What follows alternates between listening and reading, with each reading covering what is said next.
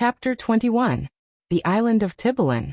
Dantès, although stunned and almost suffocated, had sufficient presence of mind to hold his breath, and as his right hand, prepared as he was for every chance, held his knife open, he rapidly ripped up the sack, extricated his arm, and then his body, but in spite of all his efforts to free himself from the shot, he felt it dragging him down still lower. He then bent his body, and by a desperate effort severed the cord that bound his legs, at the moment when it seemed as if he were actually strangled. With a mighty leap he rose to the surface of the sea, while the shot dragged down to the depths the sack that had so nearly become his shroud. Dantès waited only to get breath, and then dived, in order to avoid being seen. When he arose a second time, he was 50 paces from where he had first sunk. He saw overhead a black and tempestuous sky, across which the wind was driving clouds that occasionally suffered a twinkling star to appear. Before him was the vast expanse of waters, somber and terrible, whose waves foamed and roared as if before the approach of a storm. Behind him, blacker than the sea, blacker than the sky, rose phantom-like the vast stone structure, whose projecting crags seemed like arms extended to seize their prey, and on the highest rock was a torch lighting two figures. He fancied that these two forms were looking at the sea. Doubtless these strange grave diggers had heard his cry. Dantès dived again, and remained a long time beneath the water. This was an easy feat to him, for he usually attracted a crowd of spectators in the bay before the lighthouse at Marseilles when he swam there, and was unanimously declared to be the best swimmer in the port. When he came up again the light had disappeared.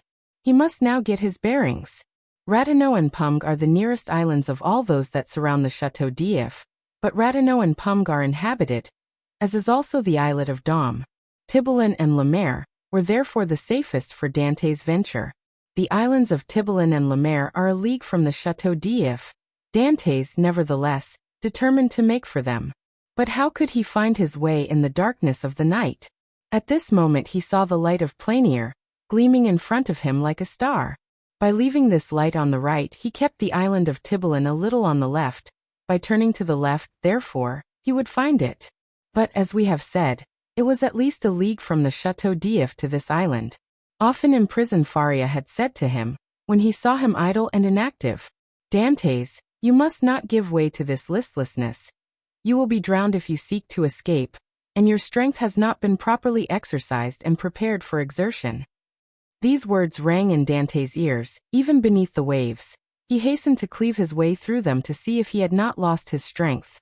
He found with pleasure that his captivity had taken away nothing of his power, and that he was still master of that element on whose bosom he had so often sported as a boy. Fear, that relentless pursuer, clogged Dantès' efforts. He listened for any sound that might be audible, and every time that he rose to the top of a wave he scanned the horizon, and strove to penetrate the darkness. He fancied that every wave behind him was a pursuing boat, and he redoubled his exertions, increasing rapidly his distance from the chateau, but exhausting his strength. He swam on still, and already the terrible chateau had disappeared in the darkness. He could not see it, but he felt its presence. An hour passed, during which Dantès, excited by the feeling of freedom, continued to cleave the waves. "Let us see," said he. "I have swum above an hour, but as the wind is against me, that has retarded my speed. However, if I am not mistaken, I must be close to Tibelin. But what if I were mistaken?" A shudder passed over him. He sought to tread water, in order to rest himself, but the sea was too violent, and he felt that he could not make use of this means of recuperation. "Well," said he, "I will swim on until I am worn out, or the cramp seizes me, and then I shall sink." And he struck out with the energy of despair. Suddenly the sky seemed to him to become still darker and more dense, and heavy clouds seemed to sweep down towards him. At the same time he felt a sharp pain in his knee. He fancied for a moment that he had been shot, and listened for the report, but he heard nothing. Then he put out his hand, and encountered an obstacle, and with another stroke knew that he had gained the shore. Before him rose a grotesque mass of rocks, that resembled nothing so much as a vast fire petrified at the moment of its most fervent combustion. It was the island of Tibelin. Dantès rose, advanced a few steps, and with a fervent prayer of gratitude, stretched himself on the granite, which seemed to him softer than down. Then, in spite of the wind and rain, He fell into the deep, sweet sleep of utter exhaustion. At the expiration of an hour, Edmond was awakened by the roar of thunder. The tempest was let loose and beating the atmosphere with its mighty wings. From time to time a flash of lightning stretched across the heavens like a fiery serpent, lighting up the clouds that rolled on in vast chaotic waves. Dantès had not been deceived. He had reached the first of the two islands, which was in fact Tiboulen. He knew that it was barren and without shelter, but when the sea became more calm, he resolved to plunge into its waves again, and swim to Le Maire, equally arid, but larger, and consequently better adapted for concealment. An overhanging rock offered him a temporary shelter, and scarcely had he availed himself of it when the tempest burst forth in all its fury. Edmond felt the trembling of the rock beneath which he lay. The waves, dashing themselves against it, wetted him with their spray. He was safely sheltered, and yet he felt dizzy in the midst of the warring of the elements and the dazzling brightness of the lightning. It seemed to him that the island trembled to its base, and that it would, like a vessel at anchor, break moorings, and bear him off into the center of the storm.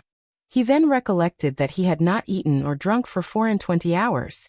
He extended his hands, and drank greedily of the rainwater that had lodged in a hollow of the rock. As he rose, a flash of lightning, that seemed to rive the remotest heights of heaven, illumined the darkness.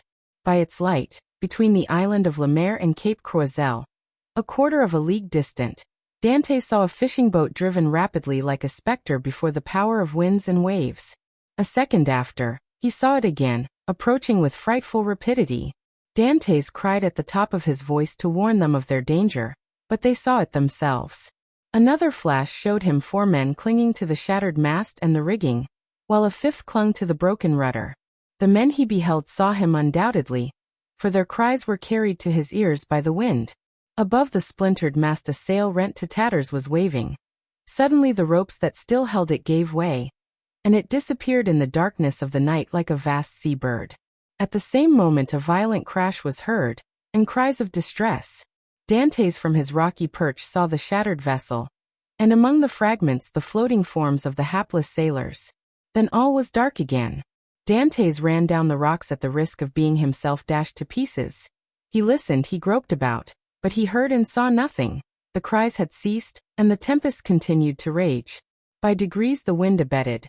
Vast gray clouds rolled towards the west, and the blue firmament appeared studded with bright stars. Soon a red streak became visible in the horizon. The waves whitened. A light played over them, and gilded their foaming crests with gold. It was day. Dantès stood mute and motionless before this majestic spectacle, as if he now beheld it for the first time. And indeed since his captivity in the Château d'If he had forgotten that such scenes were ever to be witnessed. He turned towards the fortress, and looked at both sea and land. The gloomy building rose from the bosom of the ocean with imposing majesty, and seemed to dominate the scene. It was about 5 o'clock. The sea continued to get calmer. In 2 or 3 hours, thought Dantès, the turnkey will enter my chamber, find the body of my poor friend, recognize it, seek for me in vain, and give the alarm. Then the tunnel will be discovered. The men who cast me into the sea and who must have heard the cry I uttered, will be questioned. Then boats filled with armed soldiers will pursue the wretched fugitive. The cannon will warn everyone to refuse shelter to a man wandering about naked and famished.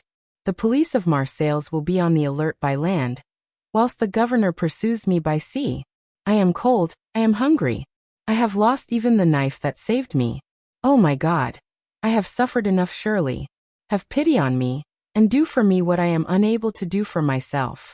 As Dantès, his eyes turned in the direction of the Château d'If, uttered this prayer, he saw off the farther point of the island of Pung a small vessel with lateen sails skimming the sea like a gull in search of prey. And with his sailor's eye he knew it to be a Genoese tartan.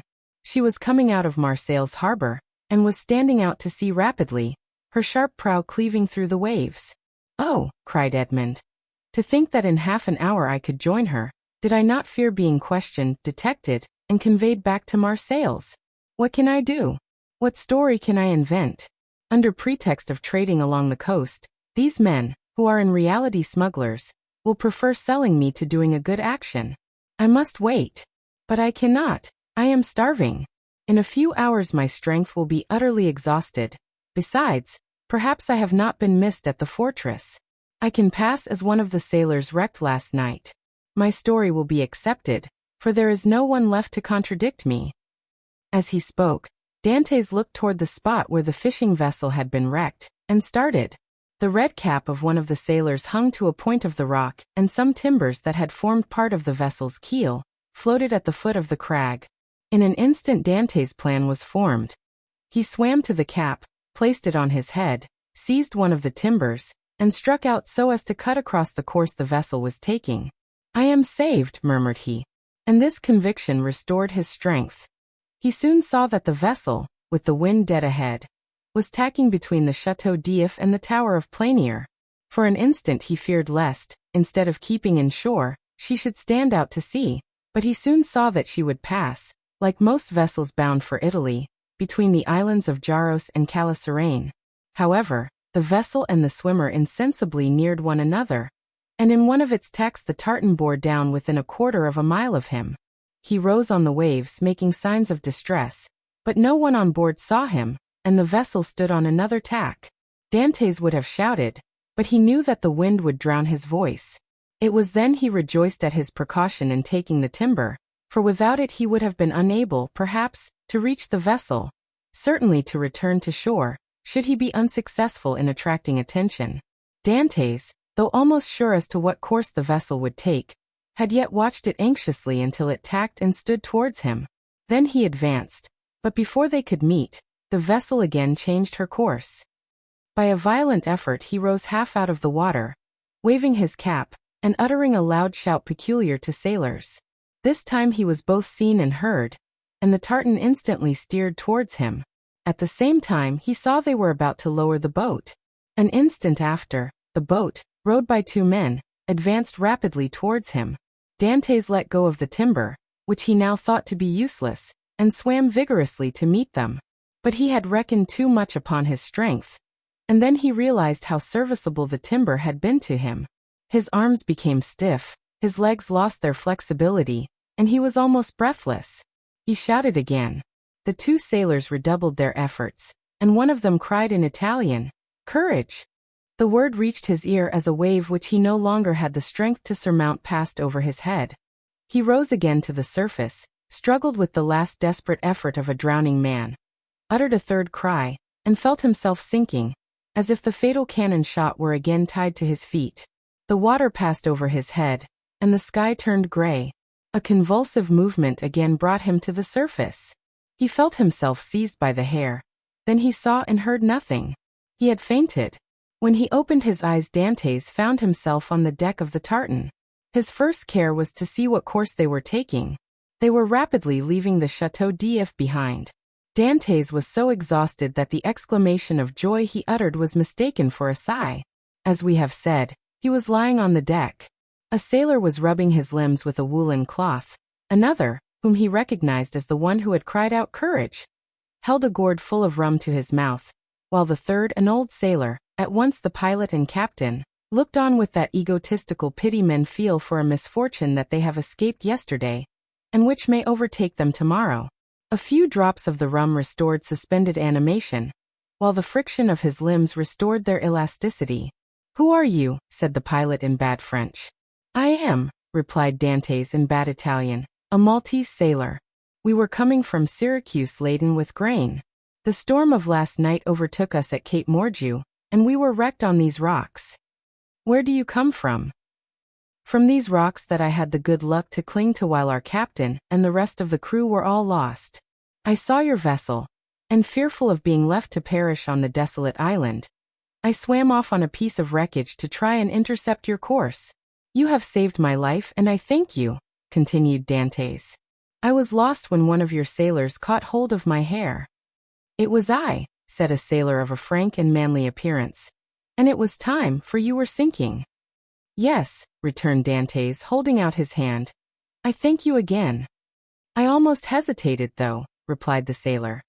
"You looked more like a brigand than an honest man, with your beard 6 inches, and your hair a foot long." Dantès recollected that his hair and beard had not been cut all the time he was at the Château d'If. "Yes," said he. "I made a vow, to Our Lady of the Grotto not to cut my hair or beard for 10 years if I were saved in a moment of danger, but today the vow expires. Now what are we to do with you? Said the captain. Alas, anything you please. My captain is dead. I have barely escaped, but I am a good sailor. Leave me at the first port you make. I shall be sure to find employment. Do you know the Mediterranean? I have sailed over it since my childhood. You know the best harbors?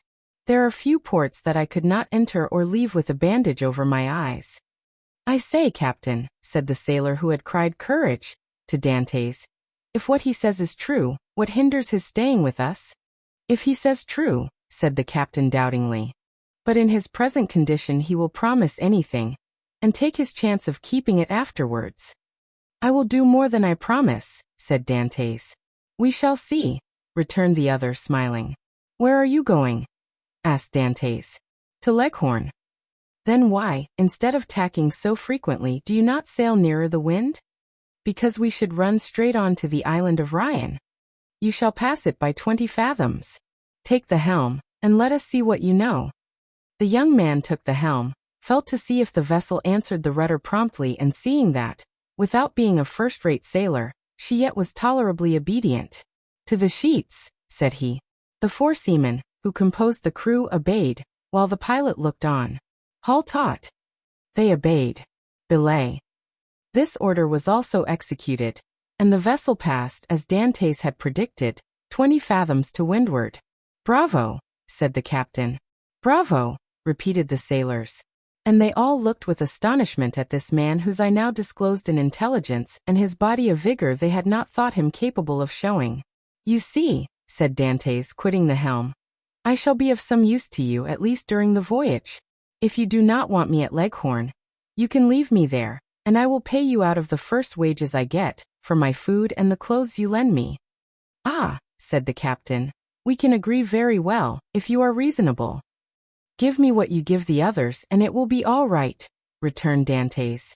That's not fair, said the seaman who had saved Dantès, for you know more than we do. What is that to you, Jacopo? Returned the captain. Everyone is free to ask what he pleases. That's true, replied Jacopo. I only make a remark. Well, you would do much better to find him a jacket and a pair of trousers if you have them. No, said Jacopo, but I have a shirt and a pair of trousers. That is all I want, interrupted Dantès. Jacopo dived into the hold and soon returned with what Edmond wanted. Now then, do you wish for anything else? Said the patron. A piece of bread and another glass of the capital rum I tasted, for I have not eaten or drunk for a long time. He had not tasted food for 40 hours. A piece of bread was brought, and Jacopo offered him the gourd. Larboard your helm, cried the captain to the steersman. Dantès glanced that way as he lifted the gourd to his mouth, then paused with hand in mid-air. Hollo! What's the matter at the Château d'If? Said the captain. A small white cloud, which had attracted Dantès' attention, crowned the summit of the bastion of the Château d'If. At the same moment the faint report of a gun was heard. The sailors looked at one another. What is this? Asked the captain. A prisoner has escaped from the Château d'If, and they are firing the alarm gun, replied Dantès. The captain glanced at him, but he had lifted the rum to his lips and was drinking it with so much composure that suspicions, if the captain had any, died away. 0277M. Pretty strong rum, said Dantès, wiping his brow with his sleeve. At any rate, murmured he. If it be, so much the better, for I have made a rare acquisition. 0279M. Under pretense of being fatigued, Dantès asked to take the helm. The steersman, glad to be relieved, looked at the captain, and the latter by a sign indicated that he might abandon it to his new comrade. Dantès could thus keep his eyes on Marseilles. What is the day of the month? Asked he of Jacopo, who sat down beside him. The 28th of February. In what year? In what year? You ask me in what year? Yes, replied the young man. I ask you in what year? You have forgotten then? I got such a fright last night, replied Dantès, smiling, that I have almost lost my memory. I ask you what year is it? The year 1829, returned Jacopo. It was 14 years, day for day, since Dantès' arrest. He was 19 when he entered the Château d'If. He was 33 when he escaped. A sorrowful smile passed over his face. He asked himself what had become of Mercedes, who must believe him dead. Then his eyes lighted up with hatred as he thought of the 3 men who had caused him so long and wretched a captivity. He renewed against Danglars, Fernand, and Villefort the oath of implacable vengeance he had made in his dungeon. This oath was no longer a vain menace, for the fastest sailor in the Mediterranean would have been unable to overtake the little tartan that with every stitch of canvas set was flying before the wind to Leghorn. Chapter 22. The Smugglers. Dantès had not been a day on board before he had a very clear idea of the men with whom his lot had been cast. Without having been in the school of the Abbé Faria, the worthy master of La Jeune Amélie, the name of the Genoese tartan, knew a smattering of all the tongues spoken on the shores of that large lake called the Mediterranean, from the Arabic to the Provençal, and this, while it spared him interpreters, persons always troublesome and frequently indiscreet, gave him great facilities of communication, either with the vessels he met at sea, with the small boats sailing along the coast, or with the people without name, country, or occupation, who are always seen on the quays of seaports, and who live by hidden and mysterious means which we must suppose to be a direct gift of Providence, as they have no visible means of support. It is fair to assume that Dantès was on board a smuggler. At first the captain had received Dantès on board with a certain degree of distrust.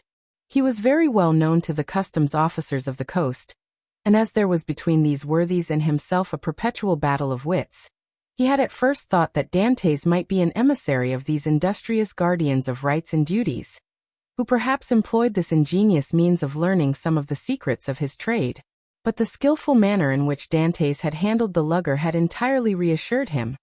And then, when he saw the light plume of smoke floating above the bastion of the Château d'If, and heard the distant report, he was instantly struck with the idea that he had on board his vessel one whose coming and going, like that of kings, was accompanied with salutes of artillery.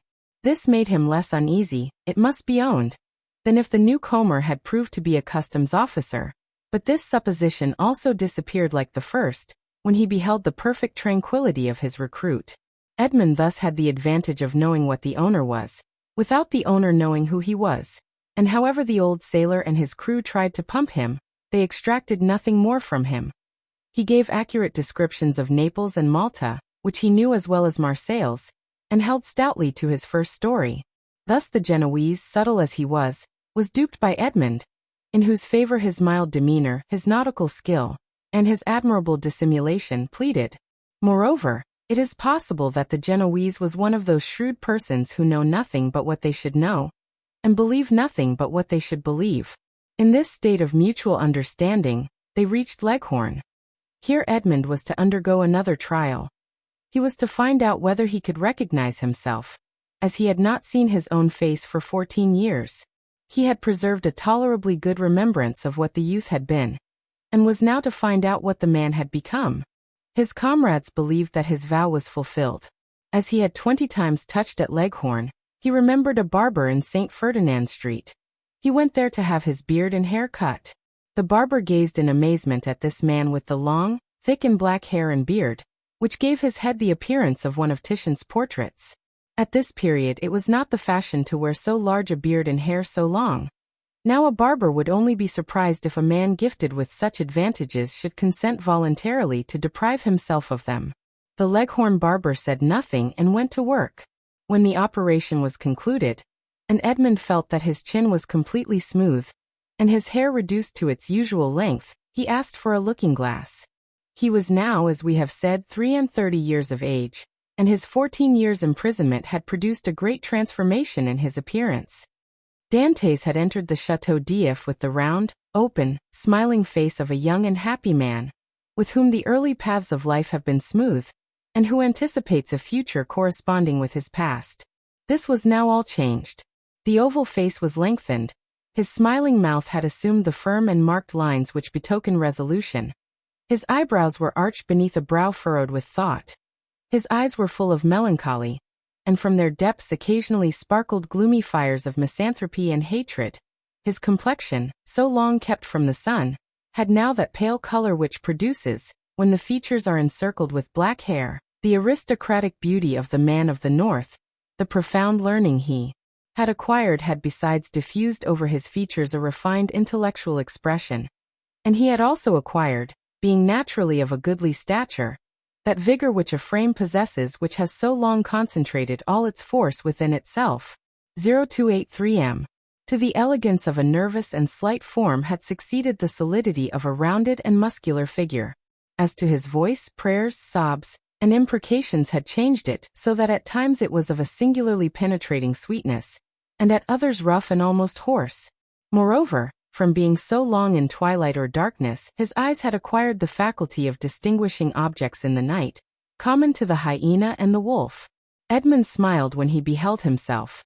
It was impossible that his best friend, if indeed he had any friend left, could recognize him. He could not recognize himself. The master of La Jeune Amélie, who was very desirous of retaining amongst his crew a man of Edmond's value, had offered to advance him funds out of his future profits, which Edmond had accepted. His next care on leaving the barber's who had achieved his first metamorphosis was to enter a shop and buy a complete sailor's suit, a garb, as we all know, very simple, and consisting of white trousers, a striped shirt, and a cap. It was in this costume, and bringing back to Jacopo the shirt and trousers he had lent him, that Edmond reappeared before the captain of the lugger, who had made him tell his story over and over again before he could believe him, or recognize in the neat and trim sailor the man with thick and matted beard, hair tangled with seaweed, and body soaking in sea brine, whom he had picked up naked and nearly drowned. Attracted by his prepossessing appearance, he renewed his offers of an engagement to Dantès, but Dantès, who had his own projects, would not agree for a longer time than 3 months. La Jeune Amélie had a very active crew, very obedient to their captain, who lost as little time as possible. He had scarcely been a week at Leghorn before the hold of his vessel was filled with printed muslins, contraband cottons, English powder, and tobacco on which the excise had forgotten to put its mark. The master was to get all this out of Leghorn free of duties, and land it on the shores of Corsica, where certain speculators undertook to forward the cargo to France. They sailed. Edmond was again cleaving the azure sea which had been the first horizon of his youth, and which he had so often dreamed of in prison. He left Gorgone on his right and La Pianosa on his left, and went towards the country of Paoli and Napoleon. The next morning going on deck, as he always did at an early hour, the patron found Dantès leaning against the bulwarks gazing with intense earnestness at a pile of granite rocks, which the rising sun tinged with rosy light. It was the island of Monte Cristo. La Jeune Amélie left it 3/4 of a league to the larboard, and kept on for Corsica. Dantès thought, as they passed so closely to the island whose name was so interesting to him, that he had only to leap into the sea and in half an hour be at the promised land. But then what could he do without instruments to discover his treasure, without arms to defend himself? Besides, what would the sailors say? What would the patron think? He must wait. Fortunately, Dantès had learned how to wait. He had waited 14 years for his liberty, and now he was free he could wait at least 6 months or a year for wealth. Would he not have accepted liberty without riches if it had been offered to him? Besides, were not those riches chimerical, offspring of the brain of the poor Abbé Faria? Had they not died with him? It is true, the letter of the Cardinal Spada was singularly circumstantial, and Dantès repeated it to himself, from one end to the other, for he had not forgotten a word. 0285 m. Evening came, and Edmond saw the island tinged with the shades of twilight, and then disappear in the darkness from all eyes but his own, for he, with vision accustomed to the gloom of a prison, continued to behold it last of all, for he remained alone upon deck. The next morn broke off the coast of Illyria. All day they coasted, and in the evening saw fires lighted on land.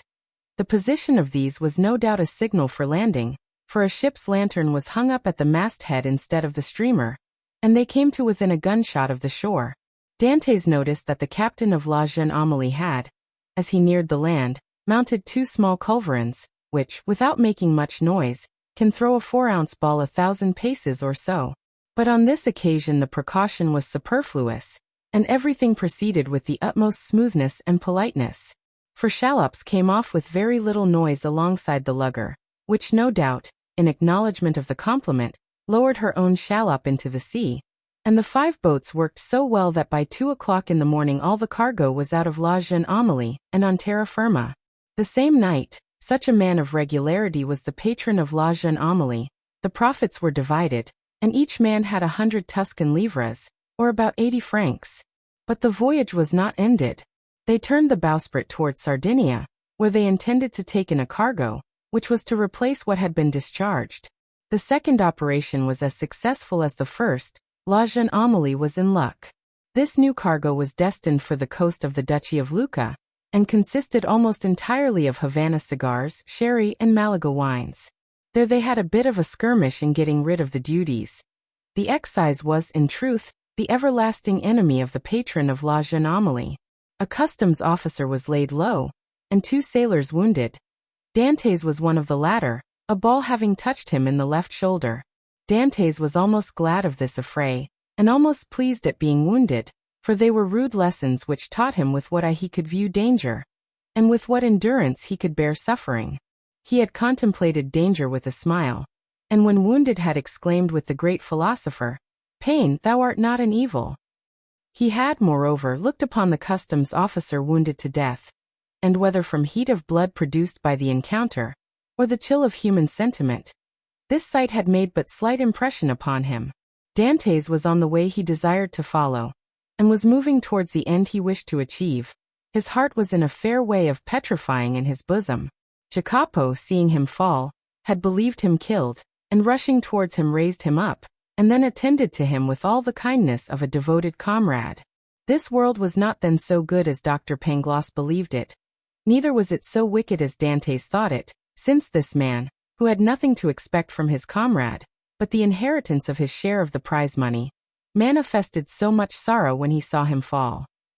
Fortunately, as we have said, Edmond was only wounded, and with certain herbs gathered at certain seasons, and sold to the smugglers by the old Sardinian women, the wound soon closed. Edmond then resolved to try Jacopo, and offered him in return for his attention a share of his prize money, but Jacopo refused it indignantly.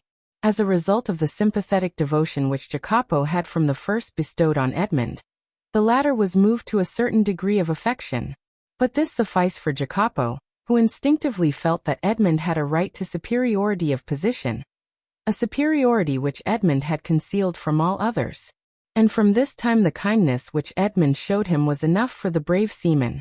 Then in the long days on board ship, when the vessel, gliding on with security over the azure sea, required no care but the hand of the helmsman, thanks to the favorable winds that swelled her sails, Edmond, with a chart in his hand, became the instructor of Jacopo, as the poor Abbé Faria had been his tutor. He pointed out to him the bearings of the coast, explained to him the variations of the compass, and taught him to read in that vast book opened over our heads which they call heaven, and where God writes in azure with letters of diamonds.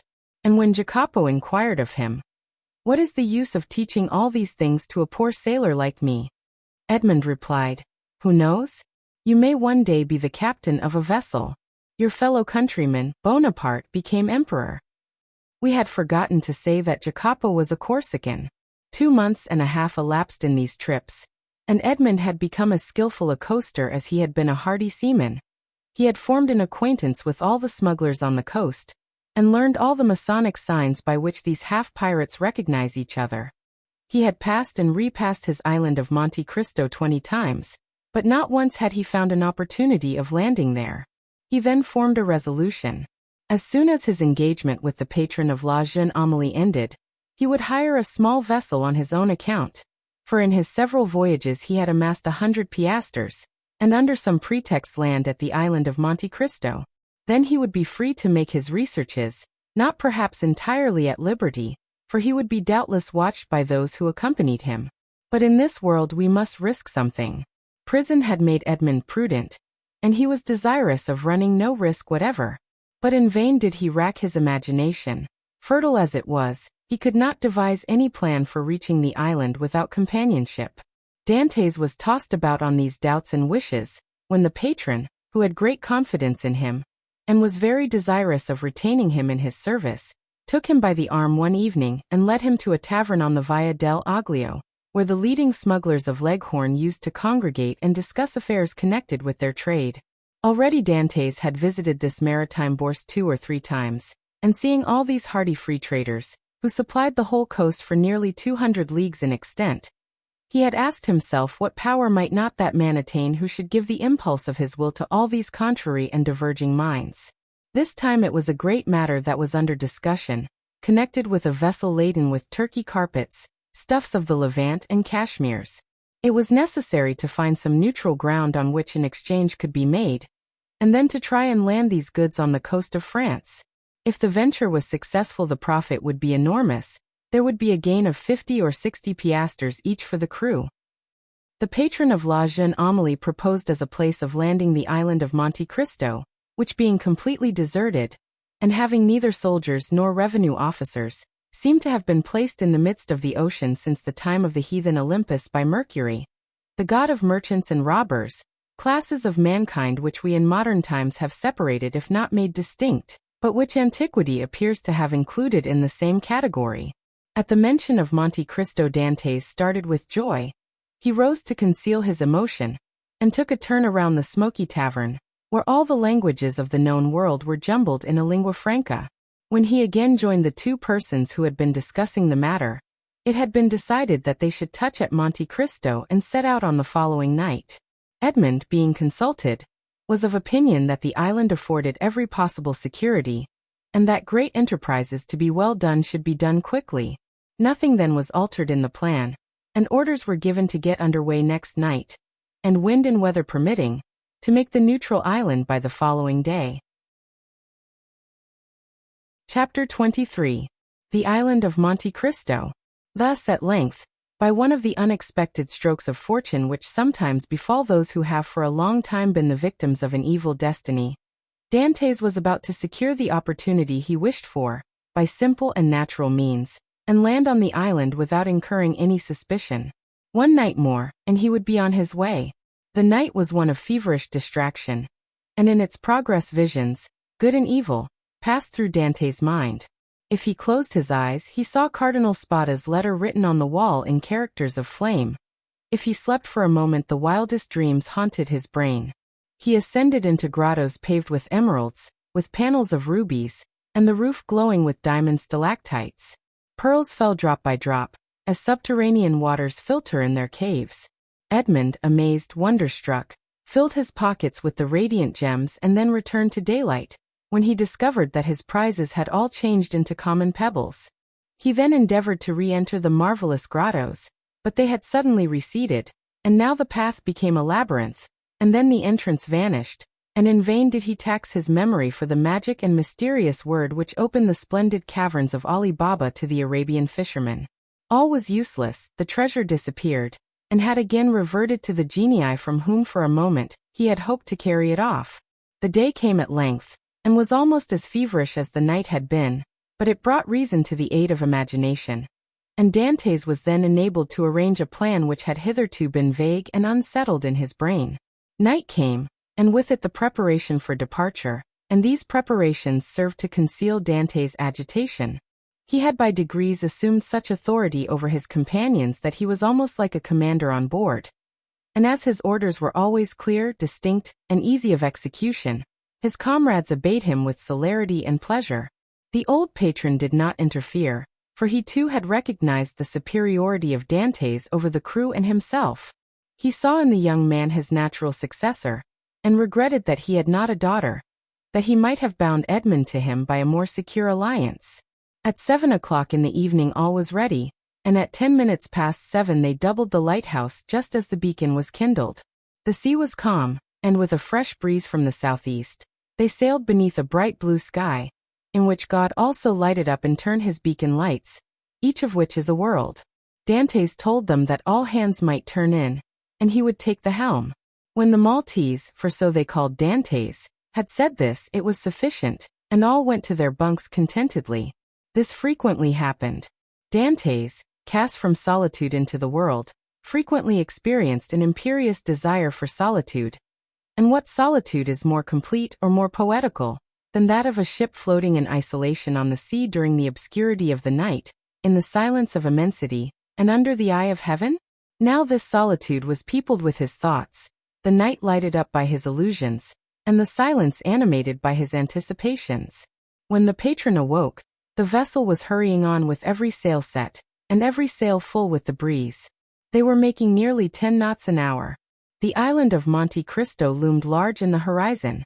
Edmond resigned the lugger to the master's care, and went and lay down in his hammock, but in spite of a sleepless night, he could not close his eyes for a moment. 2 hours afterwards he came on deck, as the boat was about to double the island of Elba. They were just abreast of Mauritiana, and beyond the flat but verdant island of La Pianosa.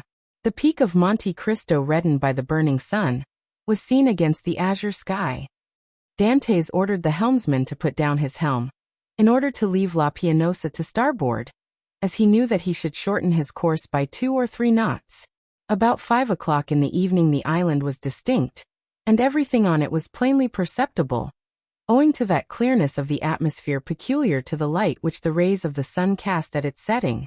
Edmond gazed very earnestly at the mass of rocks which gave out all the variety of twilight colors, from the brightest pink to the deepest blue, and from time to time his cheeks flushed, his brow darkened, and a mist passed over his eyes.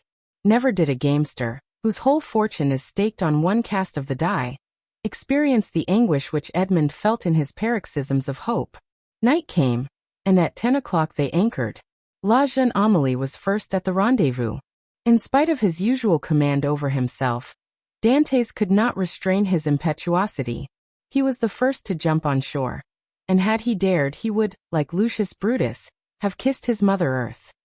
It was dark, but at 11 o'clock the moon rose in the midst of the ocean, whose every wave she silvered, and then, ascending high, played in floods of pale light on the rocky hills of this second Pelion. The island was familiar to the crew of La jeune Amélie. It was one of her regular haunts. As to Dantès, he had passed it on his voyage to and from the Levant, but never touched at it. He questioned Jacopo. "Where shall we pass the night?" he inquired. "Why, on board the tartan," replied the sailor. "Should we not do better in the grottos?" "What grottos?" "Why, the grottos, caves of the island." "I do not know of any grottos," replied Jacopo. The cold sweat sprang forth on Dantès' brow. "What, are there no grottos at Monte Cristo?" he asked. "None." For a moment Dantès was speechless. Then he remembered that these caves might have been filled up by some accident, or even stopped up, for the sake of greater security, by Cardinal Spada. The point was, then, to discover the hidden entrance. It was useless to search at night, and Dantès therefore delayed all investigation until the morning. Besides, a signal made half a league out at sea, and to which La jeune Amélie replied by a similar signal, indicated that the moment for business had come. The boat that now arrived, assured by the answering signal that all was well, soon came in sight, white and silent as a phantom, and cast anchor within a cable's length of shore. Then the landing began. Dantès reflected, as he worked, on the shout of joy which, with a single word, he could evoke from all these men, if he gave utterance to the one unchanging thought that pervaded his heart. But far from disclosing this precious secret, he almost feared that he had already said too much, and by his restlessness and continual questions, his minute observations and evident preoccupation, aroused suspicions. Fortunately, as regarded this circumstance at least, his painful past gave to his countenance an indelible sadness, and the glimmerings of gaiety seen beneath this cloud were indeed but transitory. No one had the slightest suspicion, and when next day, taking a fowling piece, powder, and shot, Dantès declared his intention to go and kill some of the wild goats that were seen springing from rock to rock, his wish was construed into a love of sport, or a desire for solitude. However, Jacopo insisted on following him, and Dantès did not oppose this, fearing if he did so that he might incur distrust. Scarcely, however, had they gone a quarter of a league when, having killed a kid, he begged Jacopo to take it to his comrades, and request them to cook it, and when ready to let him know by firing a gun. This and some dried fruits and a flask of Montepulciano was the bill of fare. Dantès went on, looking from time to time behind and around about him. Having reached the summit of a rock, he saw, 1,000 feet beneath him, his companions, whom Jacopo had rejoined, and who were all busy preparing the repast which Edmond's skill as a marksman had augmented with a capital dish. Edmond looked at them for a moment with the sad and gentle smile of a man superior to his fellows. "In 2 hours' time," said he, These persons will depart richer by 50 piastres each, to go and risk their lives again by endeavoring to gain 50 more. Then they will return with a fortune of 600 francs, and waste this treasure in some city with the pride of sultans and the insolence of nabobs. At this moment hope makes me despise their riches, which seem to me contemptible. Yet perchance tomorrow deception will so act on me, that I shall on compulsion consider such a contemptible possession as the utmost happiness. Oh no, exclaimed Edmond, that will not be. The wise, unerring Faria could not be mistaken in this one thing. Besides, it were better to die than to continue to lead this low and wretched life. Thus Dantès, who but 3 months before had no desire but liberty, had now not liberty enough, and panted for wealth. The cause was not in Dantès, but in Providence, who, while limiting the power of man, has filled him with boundless desires. Meanwhile, by a cleft between 2 walls of rock, following a path worn by a torrent, and which, in all human probability, human foot had never before trod, Dantès approached the spot where he supposed the grottos must have existed.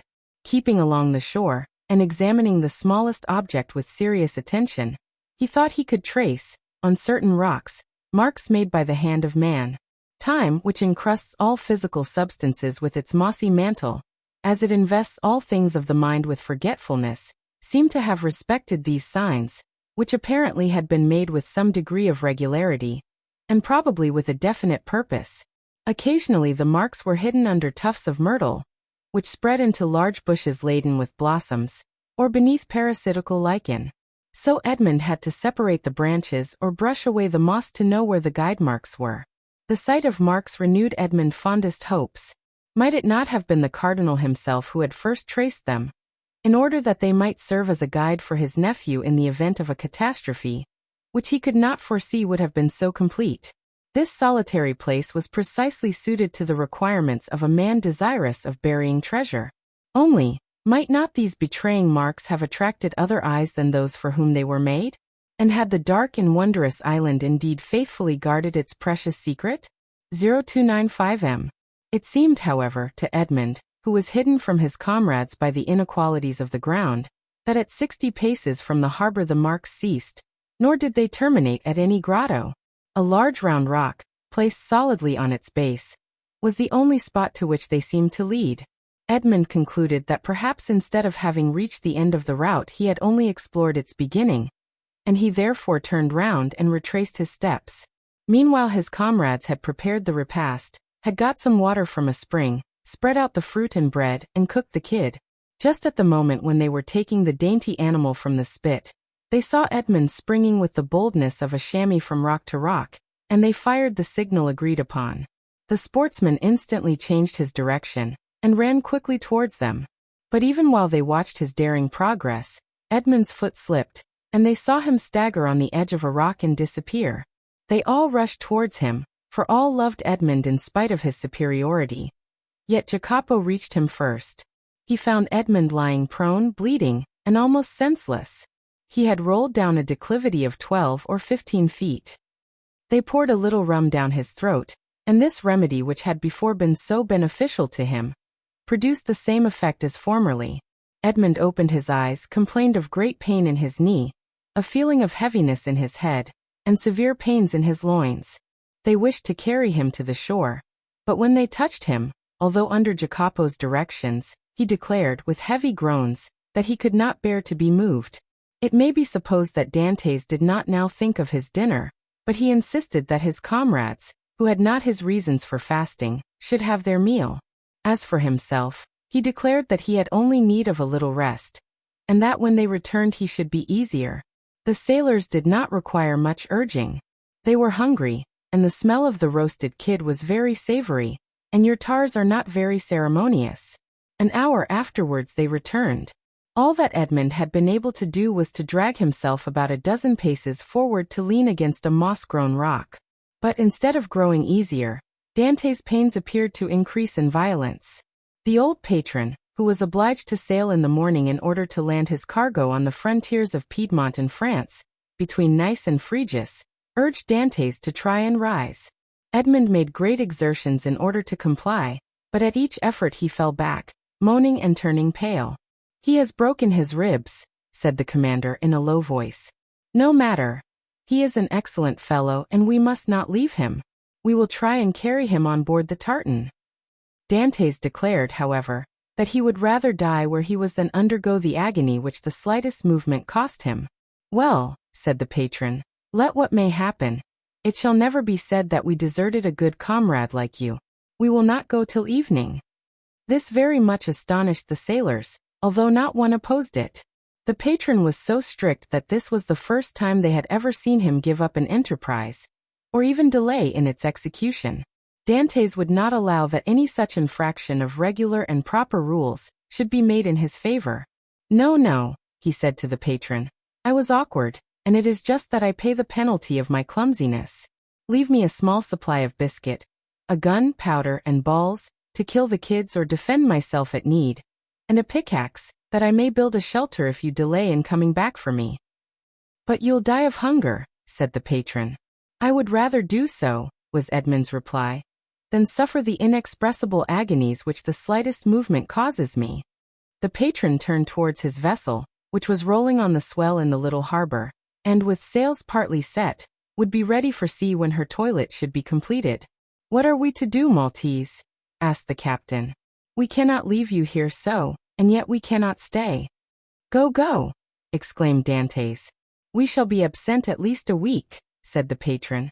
"And then we must run out of our course to come here and take you up again." "Why," said Dantès, "if in 2 or 3 days you hail any fishing boat, desire them to come here to me. I will pay 25 piastres for my passage back to Leghorn. If you do not come across one, return for me." The patron shook his head. "Listen, Captain Baldi, there's one way of settling this," said Jacopo. "Do you go, and I will stay and take care of the wounded man." "And give up your share of the venture," said Edmond. "To remain with me?" "Yes," said Jacopo, and without any hesitation. "You are a good fellow and a kind-hearted messmate," replied Edmond, "and heaven will recompense you for your generous intentions. But I do not wish anyone to stay with me. A day or 2 of rest will set me up, and I hope I shall find among the rocks certain herbs most excellent for bruises." A peculiar smile passed over Dantès' lips. He squeezed Jacopo's hand warmly, but nothing could shake his determination to remain alone. The smugglers left with Edmond what he had requested and set sail, but not without turning about several times, and each time making signs of a cordial farewell, to which Edmond replied with his hand only, as if he could not move the rest of his body. Then when they had disappeared, he said with a smile, "'Tis strange that it should be among such men that we find proofs of friendship and devotion." Then he dragged himself cautiously to the top of a rock, from which he had a full view of the sea, and thence he saw the tartan complete her preparations for sailing, weigh anchor, and balancing herself as gracefully as a waterfowl ere it takes to the wing, set sail. At the end of an hour she was completely out of sight. At least, it was impossible for the wounded man to see her any longer from the spot where he was. Then Dantès rose more agile and light than the kid among the myrtles and shrubs of these wild rocks, took his gun in one hand, his pickaxe in the other, and hastened towards the rock on which the marks he had noted terminated. "And now," he exclaimed, remembering the tale of the Arabian fisherman, which Faria had related to him, "now open sesame." Chapter 24. The Secret Cave. The sun had nearly reached the meridian, and his scorching rays fell full on the rocks, which seemed themselves sensible of the heat. Thousands of grasshoppers, hidden in the bushes, chirped with a monotonous and dull note. The leaves of the myrtle and olive trees waved and rustled in the wind. At every step that Edmond took he disturbed the lizards glittering with the hues of the emerald. Afar off he saw the wild goats bounding from crag to crag. In a word, the island was inhabited, yet Edmond felt himself alone, guided by the hand of God. He felt an indescribable sensation somewhat akin to dread. That dread of the daylight which even in the desert makes us fear we are watched and observed. This feeling was so strong that at the moment when Edmond was about to begin his labor, he stopped, laid down his pickaxe, seized his gun, mounted to the summit of the highest rock, and from thence gazed round in every direction. But it was not upon Corsica, the very houses of which he could distinguish, or on Sardinia, or on the island of Elba, with its historical associations, or upon the almost imperceptible line that to the experienced eye of a sailor alone revealed the coast of Genoa the proud, and Leghorn the commercial, that he gazed. It was at the brigantine that had left in the morning, and the tartan that had just set sail, that Edmond fixed his eyes. The first was just disappearing in the Straits of Bonifacio. The other, following an opposite direction, was about to round the island of Corsica. This sight reassured him. He then looked at the objects near him. He saw that he was on the highest point of the island, a statue on this vast pedestal of granite, nothing human appearing in sight, while the blue ocean beat against the base of the island, and covered it with a fringe of foam. Then he descended with cautious and slow step, for he dreaded lest an accident similar to that he had so adroitly feigned should happen in reality. Dantès, as we have said, had traced the marks along the rocks, and he had noticed that they led to a small creek, which was hidden like the bath of some ancient nymph. This creek was sufficiently wide at its mouth, and deep in the center, to admit of the entrance of a small vessel of the lugger class, which would be perfectly concealed from observation. Then following the clue that, in the hands of the Abbé Faria, had been so skillfully used to guide him through the Daedalian labyrinth of probabilities, he thought that the Cardinal Spada, anxious not to be watched, had entered the creek, concealed his little bark, followed the line marked by the notches in the rock, and at the end of it had buried his treasure. It was this idea that had brought Dantès back to the circular rock. One thing only perplexed Edmond, and destroyed his theory. How could this rock, which weighed several tons, have been lifted to this spot, without the aid of many men? Suddenly an idea flashed across his mind. Instead of raising it, thought he, they have lowered it. And he sprang from the rock in order to inspect the base on which it had formerly stood. He soon perceived that a slope had been formed, and the rock had slid along this until it stopped at the spot it now occupied. A large stone had served as a wedge, flints and pebbles had been inserted around it, so as to conceal the orifice. This species of masonry had been covered with earth, and grass and weeds had grown there, moss had clung to the stones, myrtle bushes had taken root, and the old rock seemed fixed to the earth. 0301 m. Dantès dug away the earth carefully, and detected, or fancied he detected, the ingenious artifice. He attacked this wall, cemented by the hand of time, with his pickaxe. After 10 minutes' labor the wall gave way, and a hole large enough to insert the arm was opened. Dantès went and cut the strongest olive tree he could find, stripped off its branches, inserted it in the hole, and used it as a lever. But the rock was too heavy, and too firmly wedged, to be moved by any one man, were he Hercules himself. Dantès saw that he must attack the wedge. But how? He cast his eyes around, and saw the horn full of powder which his friend Jacopo had left him. He smiled. The infernal invention would serve him for this purpose. With the aid of his pickaxe, Dantès, after the manner of a labor-saving pioneer, dug a mine between the upper rock and the one that supported it, filled it with powder, then made a match by rolling his handkerchief in saltpetre. He lighted it and retired. The explosion soon followed. The upper rock was lifted from its base by the terrific force of the powder. The lower one flew into pieces. Thousands of insects escaped from the aperture Dantès had previously formed, and a huge snake, like the guardian demon of the treasure, rolled himself along in darkening coils, and disappeared. Dantès approached the upper rock, which now, without any support, leaned towards the sea.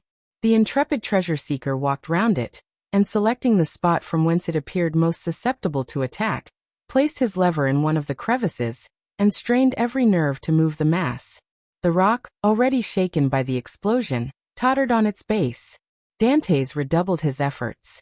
He seemed like one of the ancient Titans, who uprooted the mountains to hurl against the father of the gods. The rock yielded, rolled over, bounded from point to point, and finally disappeared in the ocean. On the spot it had occupied was a circular space, exposing an iron ring let into a square flagstone. Dantès uttered a cry of joy and surprise. Never had a first attempt been crowned with more perfect success. He would fain have continued, but his knees trembled, and his heart beat so violently, and his sight became so dim, that he was forced to pause.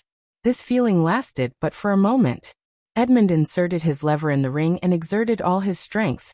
The flagstone yielded, and disclosed steps that descended until they were lost in the obscurity of a subterraneous grotto. Anyone else would have rushed on with a cry of joy. Dantès turned pale, hesitated, and reflected. "Come," said he to himself, "be a man. I am accustomed to adversity. I must not be cast down by the discovery that I have been deceived. What then would be the use of all I have suffered? The heart breaks when, after having been elated by flattering hopes, it sees all its illusions destroyed. Faria has dreamed this. The Cardinal Spada buried no treasure here.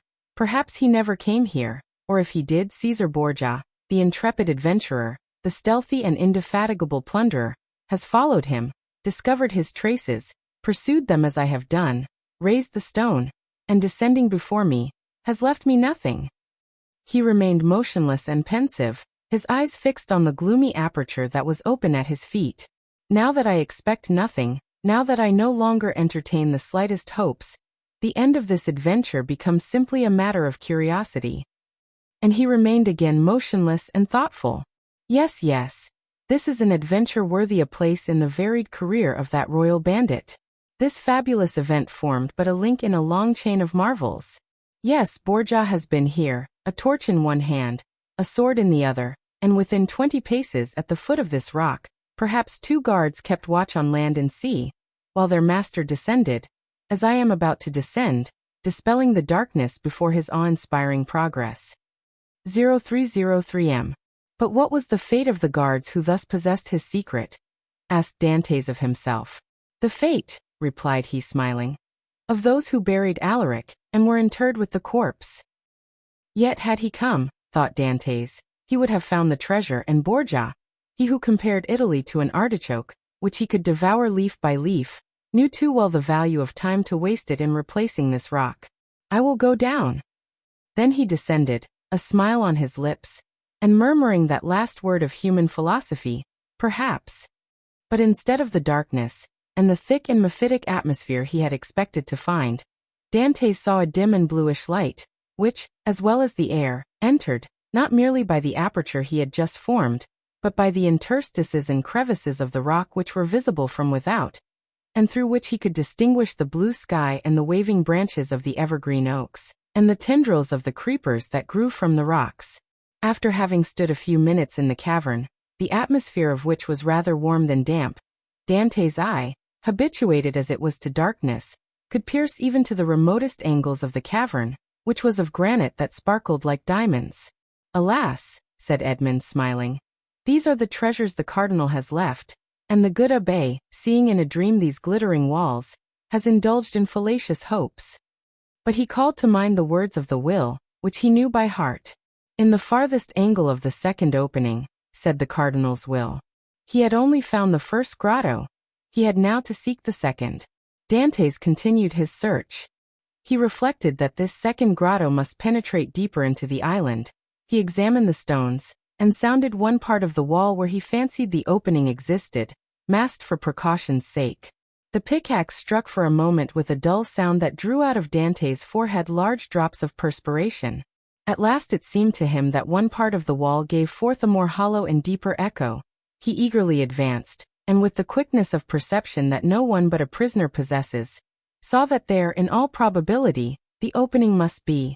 However, he, like Caesar Borgia, knew the value of time, and in order to avoid fruitless toil, he sounded all the other walls with his pickaxe, struck the earth with the butt of his gun, and finding nothing that appeared suspicious, returned to that part of the wall whence issued the consoling sound he had before heard. He again struck it, and with greater force. Then a singular thing occurred. As he struck the wall, pieces of stucco similar to that used in the groundwork of arabesques broke off, and fell to the ground in flakes, exposing a large white stone. The aperture of the rock had been closed with stones. Then this stucco had been applied, and painted to imitate granite. Dantès struck with the sharp end of his pickaxe, which entered some way between the interstices. It was there he must dig. But by some strange play of emotion, in proportion as the proofs that Faria had not been deceived became stronger, so did his heart give way, and a feeling of discouragement stole over him. This last proof, instead of giving him fresh strength, deprived him of it. The pickaxe descended, or rather fell. He placed it on the ground, passed his hand over his brow, and remounted the stairs, alleging to himself, as an excuse, a desire to be assured that no one was watching him, but in reality because he felt that he was about to faint. The island was deserted, and the sun seemed to cover it with its fiery glance. Afar off, a few small fishing boats studded the bosom of the blue ocean. Dantès had tasted nothing, but he thought not of hunger at such a moment. He hastily swallowed a few drops of rum, and again entered the cavern. The pickaxe that had seemed so heavy was now like a feather in his grasp. He seized it, and attacked the wall. After several blows he perceived that the stones were not cemented, but had been merely placed one upon the other, and covered with stucco. He inserted the point of his pickaxe, and using the handle as a lever, with joy soon saw the stone turn as if on hinges, and fall at his feet. He had nothing more to do now, but with the iron tooth of the pickaxe to draw the stones towards him one by one. The aperture was already sufficiently large for him to enter, but by waiting he could still cling to hope, and retard the certainty of deception. At last, after renewed hesitation, Dantès entered the second grotto. The second grotto was lower and more gloomy than the first. The air that could only enter by the newly formed opening had the mephitic smell. Dantès was surprised not to find in the outer cavern. He waited in order to allow pure air to displace the foul atmosphere, and then went on. At the left of the opening was a dark and deep angle, but to Dantès' eye there was no darkness. He glanced around this second grotto. It was like the first, empty. The treasure, if it existed, was buried in this corner. The time had at length arrived, 2 feet of earth removed, and Dantès' fate would be decided. He advanced towards the angle, and summoning all his resolution, attacked the ground with the pickaxe. At the 5th or 6th blow the pickaxe struck against an iron substance. Never did funeral knell, never did alarm bell, produce a greater effect on the hearer. Had Dantès found nothing he could not have become more ghastly pale. He again struck his pickaxe into the earth, and encountered the same resistance, but not the same sound. It is a casket of wood bound with iron, thought he. At this moment a shadow passed rapidly before the opening. Dantès seized his gun, sprang through the opening, and mounted the stair. A wild goat had passed before the mouth of the cave, and was feeding at a little distance. This would have been a favorable occasion to secure his dinner, but Dantès feared lest the report of his gun should attract attention. He thought a moment, cut a branch of a resinous tree, lighted it at the fire at which the smugglers had prepared their breakfast, and descended with this torch. He wished to see everything. He approached the hole he had dug, and now, with the aid of the torch, saw that his pickaxe had in reality struck against iron and wood. He planted his torch in the ground, and resumed his labor. In an instant a space 3 feet long by 2 feet broad was cleared, and Dantès could see an oaken coffer, bound with cut steel. In the middle of the lid he saw engraved on a silver plate, which was still untarnished, the arms of the Spada family, viz. A sword and pale, on an oval shield like all the Italian armorial bearings, and surmounted by a cardinal's hat. Dantès easily recognized them. Faria had so often drawn them for him. There was no longer any doubt. The treasure was there. No one would have been at such pains to conceal an empty casket. In an instant he had cleared every obstacle away, and he saw successively the lock, placed between 2 padlocks, and the 2 handles at each end, all carved as things were carved at that epoch, when art rendered the commonest metals precious. Dantès seized the handles and strove to lift the coffer. It was impossible. He sought to open it. Lock and padlock were fastened. These faithful guardians seemed unwilling to surrender their trust. Dantès inserted the sharp end of the pickaxe between the coffer and the lid, and pressing with all his force on the handle, burst open the fastenings. The hinges yielded in their turn and fell, still holding in their grasp fragments of the wood, and the chest was open. 0307 M. Edmond was seized with vertigo. He cocked his gun and laid it beside him. He then closed his eyes as children do in order that they may see in the resplendent night of their own imagination more stars than are visible in the firmament. Then he reopened them, and stood motionless with amazement. 3 compartments divided the coffer. In the first blazed piles of golden coin. In the second were ranged bars of unpolished gold, which possessed nothing attractive save their value. In the third Edmond grasped handfuls of diamonds, pearls and rubies which, as they fell on one another, sounded like hail against glass. After having touched, felt, examined these treasures, Edmond rushed through the caverns like a man seized with frenzy. He leaped on a rock, from whence he could behold the sea. He was alone with these countless, these unheard-of treasures. Was he awake, or was it but a dream? Was it a transient vision, or was he face to face with reality? He would fain have gazed upon his gold, and yet he had not strength enough. For an instant he leaned his head in his hands as if to prevent his senses from leaving him, and then rushed madly about the rocks of Monte Cristo, terrifying the wild goats and scaring the seafowls with his wild cries and gestures. Then he returned, and still unable to believe the evidence of his senses, rushed into the grotto, and found himself before this mine of gold and jewels. This time he fell on his knees, and clasping his hands convulsively, uttered a prayer intelligible to God alone. He soon became calmer and more happy, for only now did he begin to realize his felicity. He then set himself to work to count his fortune. There were 1,000 ingots of gold, each weighing from 2 to 3 pounds. Then he piled up 25,000 crowns, each worth about 80 francs of our money, and bearing the effigies of Alexandre VI and his predecessors, and he saw that the complement was not half empty, and he measured 10 double handfuls of pearls, diamonds and other gems, many of which, mounted by the most famous workmen, were valuable beyond their intrinsic worth.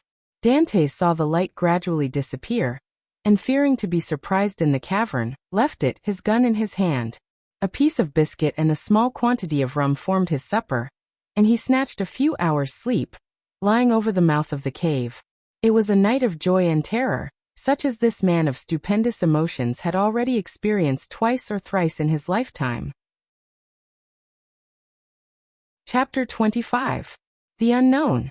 Day, for which Dantès had so eagerly and impatiently waited with open eyes, again dawned. With the first light Dantès resumed his search. Again he climbed the rocky height he had ascended the previous evening, and strained his view to catch every peculiarity of the landscape, but it wore the same wild, barren aspect when seen by the rays of the morning sun which it had done when surveyed by the fading glimmer of eve. Descending into the grotto, he lifted the stone, filled his pockets with gems, put the box together as well and securely as he could, sprinkled fresh sand over the spot from which it had been taken, and then carefully trod down the earth to give it everywhere a uniform appearance. Then quitting the grotto he replaced the stone, heaping on it broken masses of rocks and rough fragments of crumbling granite, filling the interstices with earth, into which he deftly inserted rapidly growing plants, such as the wild myrtle and flowering thorn. Then carefully watering these new plantations, he scrupulously effaced every trace of footsteps, leaving the approach to the cavern as savage-looking and untrodden as he had found it. This done, he impatiently awaited the return of his companions. To wait at Monte Cristo for the purpose of watching like a dragon over the almost incalculable riches that had thus fallen into his possession satisfied not the cravings of his heart, which yearned to return to dwell among mankind, and to assume the rank, power, and influence which are always accorded to wealth, that first and greatest of all the forces within the grasp of man. On the 6th day, the smugglers returned. From a distance Dantès recognized the rig and handling of La Jeune Amélie, and dragging himself with affected difficulty towards the landing place, he met his companions with an assurance that, although considerably better than when they quitted him, he still suffered acutely from his late accident. He then inquired how they had fared in their trip. To this question the smugglers replied that, although successful in landing their cargo in safety, they had scarcely done so when they received intelligence that a guard ship had just quitted the port of Toulon, and was crowding all sail towards them. This obliged them to make all the speed they could to evade the enemy, when they could but lament the absence of Dantès, whose superior skill in the management of a vessel would have availed them so materially. In fact, the pursuing vessel had almost overtaken them when, fortunately, night came on, and enabled them to double the Cape of Corsica, and so elude all further pursuit. Upon the whole, however, the trip had been sufficiently successful to satisfy all concerned, while the crew, and particularly Jacopo, expressed great regrets that Dantès had not been an equal sharer with themselves in the profits, which amounted to no less a sum than 50 piastres each. 0311 M. Edmond preserved the most admirable self-command, not suffering the faintest indication of a smile to escape him at the enumeration of all the benefits he would have reaped had he been able to quit the island. But as La Jeune Amélie had merely come to Monte Cristo to fetch him away, he embarked that same evening, and proceeded with the captain to Leghorn. Arrived at Leghorn, he repaired to the house of a Jew, a dealer in precious stones, to whom he disposed of 4 of his smallest diamonds for 5,000 francs each. Dantès half feared that such valuable jewels in the hands of a poor sailor like himself might excite suspicion, but the cunning purchaser asked no troublesome questions concerning a bargain by which he gained a round profit of at least 80%. The following day Dantès presented Jacopo with an entirely new vessel, accompanying the gift by a donation of 100 piastres, that he might provide himself with a suitable crew and other requisites for his outfit, upon condition that he would go at once to Marseilles for the purpose of inquiring after an old man named Louis Dantès, residing in the Allées de Mailhan, and also a young woman called Mercedes, an inhabitant of the Catalan village. Jacopo could scarcely believe his senses at receiving this magnificent present, which Dantès hastened to account for by saying that he had merely been a sailor from whim and a desire to spite his family, who did not allow him as much money as he liked to spend, but that on his arrival at Leghorn he had come into possession of a large fortune, left him by an uncle, whose sole heir he was. The superior education of Dantès gave an air of such extreme probability to this statement, that it never once occurred to Jacopo to doubt its accuracy. The term for which Edmond had engaged to serve on board La Jeune Amélie having expired, Dantès took leave of the captain, who at first tried all his powers of persuasion to induce him to remain as one of the crew, but having been told the history of the legacy, he ceased to importune him further. The following morning Jacopo set sail for Marseilles, with directions from Dantès to join him at the island of Monte Cristo. Having seen Jacopo fairly out of the harbor, Dantès proceeded to make his final adieus on board La Jeune Amélie, distributing so liberal a gratuity among her crew as to secure for him the good wishes of all, and expressions of cordial interest in all that concerned him. To the captain he promised to write when he had made up his mind as to his future plans. Then Dantès departed for Genoa. At the moment of his arrival a small yacht was under trial in the bay. This yacht had been built by order of an Englishman, who, having heard that the Genoese excelled all other builders along the shores of the Mediterranean in the construction of fast-sailing vessels, was desirous of possessing a specimen of their skill. The price agreed upon between the Englishman and the Genoese builder was 40,000 francs. Dantès, struck with the beauty and capability of the little vessel, applied to its owner to transfer it to him, offering 60,000 francs, upon condition that he should be allowed to take immediate possession. The proposal was too advantageous to be refused, the more so as the person for whom the yacht was intended had gone upon a tour through Switzerland, and was not expected back in less than 3 weeks or a month, by which time the builder reckoned upon being able to complete another.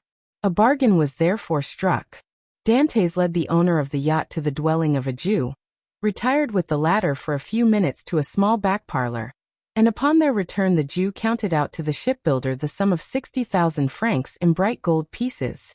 The delighted builder then offered his services in providing a suitable crew for the little vessel, but this Dantès declined with many thanks, saying he was accustomed to cruise about quite alone, and his principal pleasure consisted in managing his yacht himself. The only thing the builder could oblige him in would be to contrive a sort of secret closet in the cabin at his bed's head, the closet to contain 3 divisions, so constructed as to be concealed from all but himself. The builder cheerfully undertook the commission, and promised to have these secret places completed by the next day, Dantès furnishing the dimensions and plan in accordance with which they were to be constructed. 0313 m. 2 hours afterward Dantès sailed from the port of Genoa, under the inspection of an immense crowd drawn together by curiosity to see the rich Spanish nobleman who preferred managing his own yacht. But their wonder was soon changed to admiration at seeing the perfect skill with which Dantès handled the helm. The boat, indeed, seemed to be animated with almost human intelligence, so promptly did it obey the slightest touch, and Dantès required but a short trial of his beautiful craft to acknowledge that the Genoese had not without reason attained their high reputation in the art of shipbuilding. The spectators followed the little vessel with their eyes as long as it remained visible. They then turned their conjectures upon her probable destination. Some insisted she was making for Corsica, others the island of Elba. Bets were offered to any amount that she was bound for Spain. while Africa was positively reported by many persons as her intended course, but no one thought of Monte Cristo. Yet thither it was that Dantès guided his vessel, and at Monte Cristo he arrived at the close of the second day. His boat had proved herself a first-class sailor, and had come the distance from Genoa in 35 hours. Dantès had carefully noted the general appearance of the shore, and instead of landing at the usual place, he dropped anchor in the little creek. The island was utterly deserted, and bore no evidence of having been visited since he went away. His treasure was just as he had left it. Early on the following morning he commenced the removal of his riches, and ere nightfall the whole of his immense wealth was safely deposited in the compartments of the secret locker. A week passed by. Dantès employed it in maneuvering his yacht round the island, studying it as a skillful horseman would the animal he destined for some important service, till at the end of that time he was perfectly conversant with its good and bad qualities. The former Dantès proposed to augment, the latter to remedy. Upon the 8th day he discerned a small vessel under full sail approaching Monte Cristo. As it drew near, he recognized it as the boat he had given to Jacopo. He immediately signaled it. His signal was returned, and in 2 hours afterwards the newcomer lay at anchor beside the yacht. A mournful answer awaited each of Edmond's eager inquiries as to the information Jacopo had obtained. Old Dantès was dead, and Mercedes had disappeared. Dantès listened to these melancholy tidings with outward calmness, but leaping lightly ashore, he signified his desire to be quite alone. In a couple of hours he returned. 2 of the men from Jacopo's boat came on board the yacht to assist in navigating it, and he gave orders that she should be steered direct to Marseilles. For his father's death he was in some manner prepared, but he knew not how to account for the mysterious disappearance of Mercedes. Without divulging his secret, Dantès could not give sufficiently clear instructions to an agent. There were, besides, other particulars he was desirous of ascertaining, and those were of a nature he alone could investigate in a manner satisfactory to himself. His looking-glass had assured him, during his stay at Leghorn, that he ran no risk of recognition. Moreover, he had now the means of adopting any disguise he thought proper. One fine morning, then his yacht, followed by the little fishing boat, boldly entered the port of Marseilles, and anchored exactly opposite the spot from whence, on the never-to-be-forgotten night of his departure for the Château d'If, he had been put on board the boat destined to convey him thither. 0315M. Still Dantès could not view without a shudder the approach of a gendarme who accompanied the officers deputed to demand his bill of health ere the yacht was permitted to hold communication with the shore. But with that perfect self-possession he had acquired during his acquaintance with Faria, Dantès coolly presented an English passport he had obtained from Leghorn, and as this gave him a standing which a French passport would not have afforded, he was informed that there existed no obstacle to his immediate debarkation. The first person to attract the attention of Dantès, as he landed on the Cannebière, was one of the crew belonging to the Pharaon. Edmond welcomed the meeting with this fellow, who had been one of his own sailors, as a sure means of testing the extent of the change which time had worked in his own appearance. Going straight towards him, he propounded a variety of questions on different subjects, carefully watching the man's countenance as he did so. But not a word or look implied that he had the slightest idea of ever having seen before the person with whom he was then conversing. Giving the sailor a piece of money in return for his civility, Dantès proceeded onwards, but ere he had gone many steps he heard the man loudly calling him to stop. Dantès instantly turned to meet him. "I beg your pardon, sir," said the honest fellow, in almost breathless haste, "but I believe you made a mistake. You intended to give me a 2-franc piece, and see, you gave me a double Napoleon." "Thank you, my good friend. I see that I have made a trifling mistake, as you say, but by way of rewarding your honesty I give you another double Napoleon, that you may drink to my health, and be able to ask your messmates to join you." So extreme was the surprise of the sailor, that he was unable even to thank Edmond, whose receding figure he continued to gaze after in speechless astonishment. "Some nabob from India," was his comment. Dantès, meanwhile, went on his way.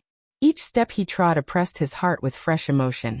His first and most indelible recollections were there. Not a tree, not a street, that he passed but seemed filled with dear and cherished memories. And thus he proceeded onwards till he arrived at the end of the Rue de Noailles, from whence a full view of the Allées de Mailhan was obtained. At this spot, so pregnant with fond and filial remembrances, his heart beat almost to bursting, his knees tottered under him, a mist floated over his sight, and had he not clung for support to one of the trees, he would inevitably have fallen to the ground and been crushed beneath the many vehicles continually passing there. Recovering himself, however, he wiped the perspiration from his brows, and stopped not again till he found himself at the door of the house in which his father had lived. The nasturtiums and other plants, which his father had delighted to train before his window, had all disappeared from the upper part of the house. Leaning against the tree, he gazed thoughtfully for a time at the upper stories of the shabby little house. Then he advanced to the door, and asked whether there were any rooms to be let. Though answered in the negative, he begged so earnestly to be permitted to visit those on the 5th floor, that in despite of the oft-repeated assurance of the concierge that they were occupied, Dantès succeeded in inducing the man to go up to the tenants, and ask permission for a gentleman to be allowed to look at them. The tenants of the humble lodging were a young couple who had been scarcely married a week, and seeing them, Dantès sighed heavily. Nothing in the 2 small chambers forming the apartments remained as it had been in the time of the elder Dantès. The very paper was different, while the articles of antiquated furniture with which the rooms had been filled in Edmond's time had all disappeared. The 4 walls alone remained as he had left them. The bed belonging to the present occupants was placed as the former owner of the chamber had been accustomed to have his, and in spite of his efforts to prevent it, the eyes of Edmond were suffused in tears as he reflected that on that spot the old man had breathed his last, vainly calling for his son. The young couple gazed with astonishment at the sight of their visitor's emotion, and wondered to see the large tears silently chasing each other down his otherwise stern and immovable features, but they felt the sacredness of his grief, and kindly refrained from questioning him as to its cause, while with instinctive delicacy, they left him to indulge his sorrow alone. 0317M. When he withdrew from the scene of his painful recollections, they both accompanied him downstairs, reiterating their hope that he would come again whenever he pleased, and assuring him that their poor dwelling would ever be open to him.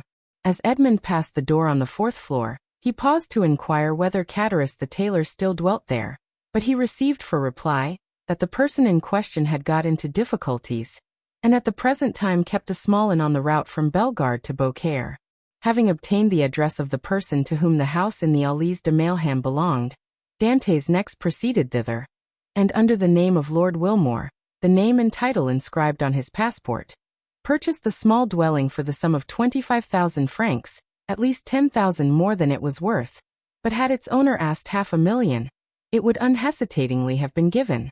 The very same day the occupants of the apartments on the 5th floor of the house, now become the property of Dantès, were duly informed by the notary who had arranged the necessary transfer of deeds, etc., that the new landlord gave them their choice of any of the rooms in the house, without the least augmentation of rent, upon condition of their giving instant possession of the 2 small chambers they at present inhabited. This strange event aroused great wonder and curiosity in the neighborhood of the Allées de Mailham, and a multitude of theories were afloat, none of which was anywhere near the truth.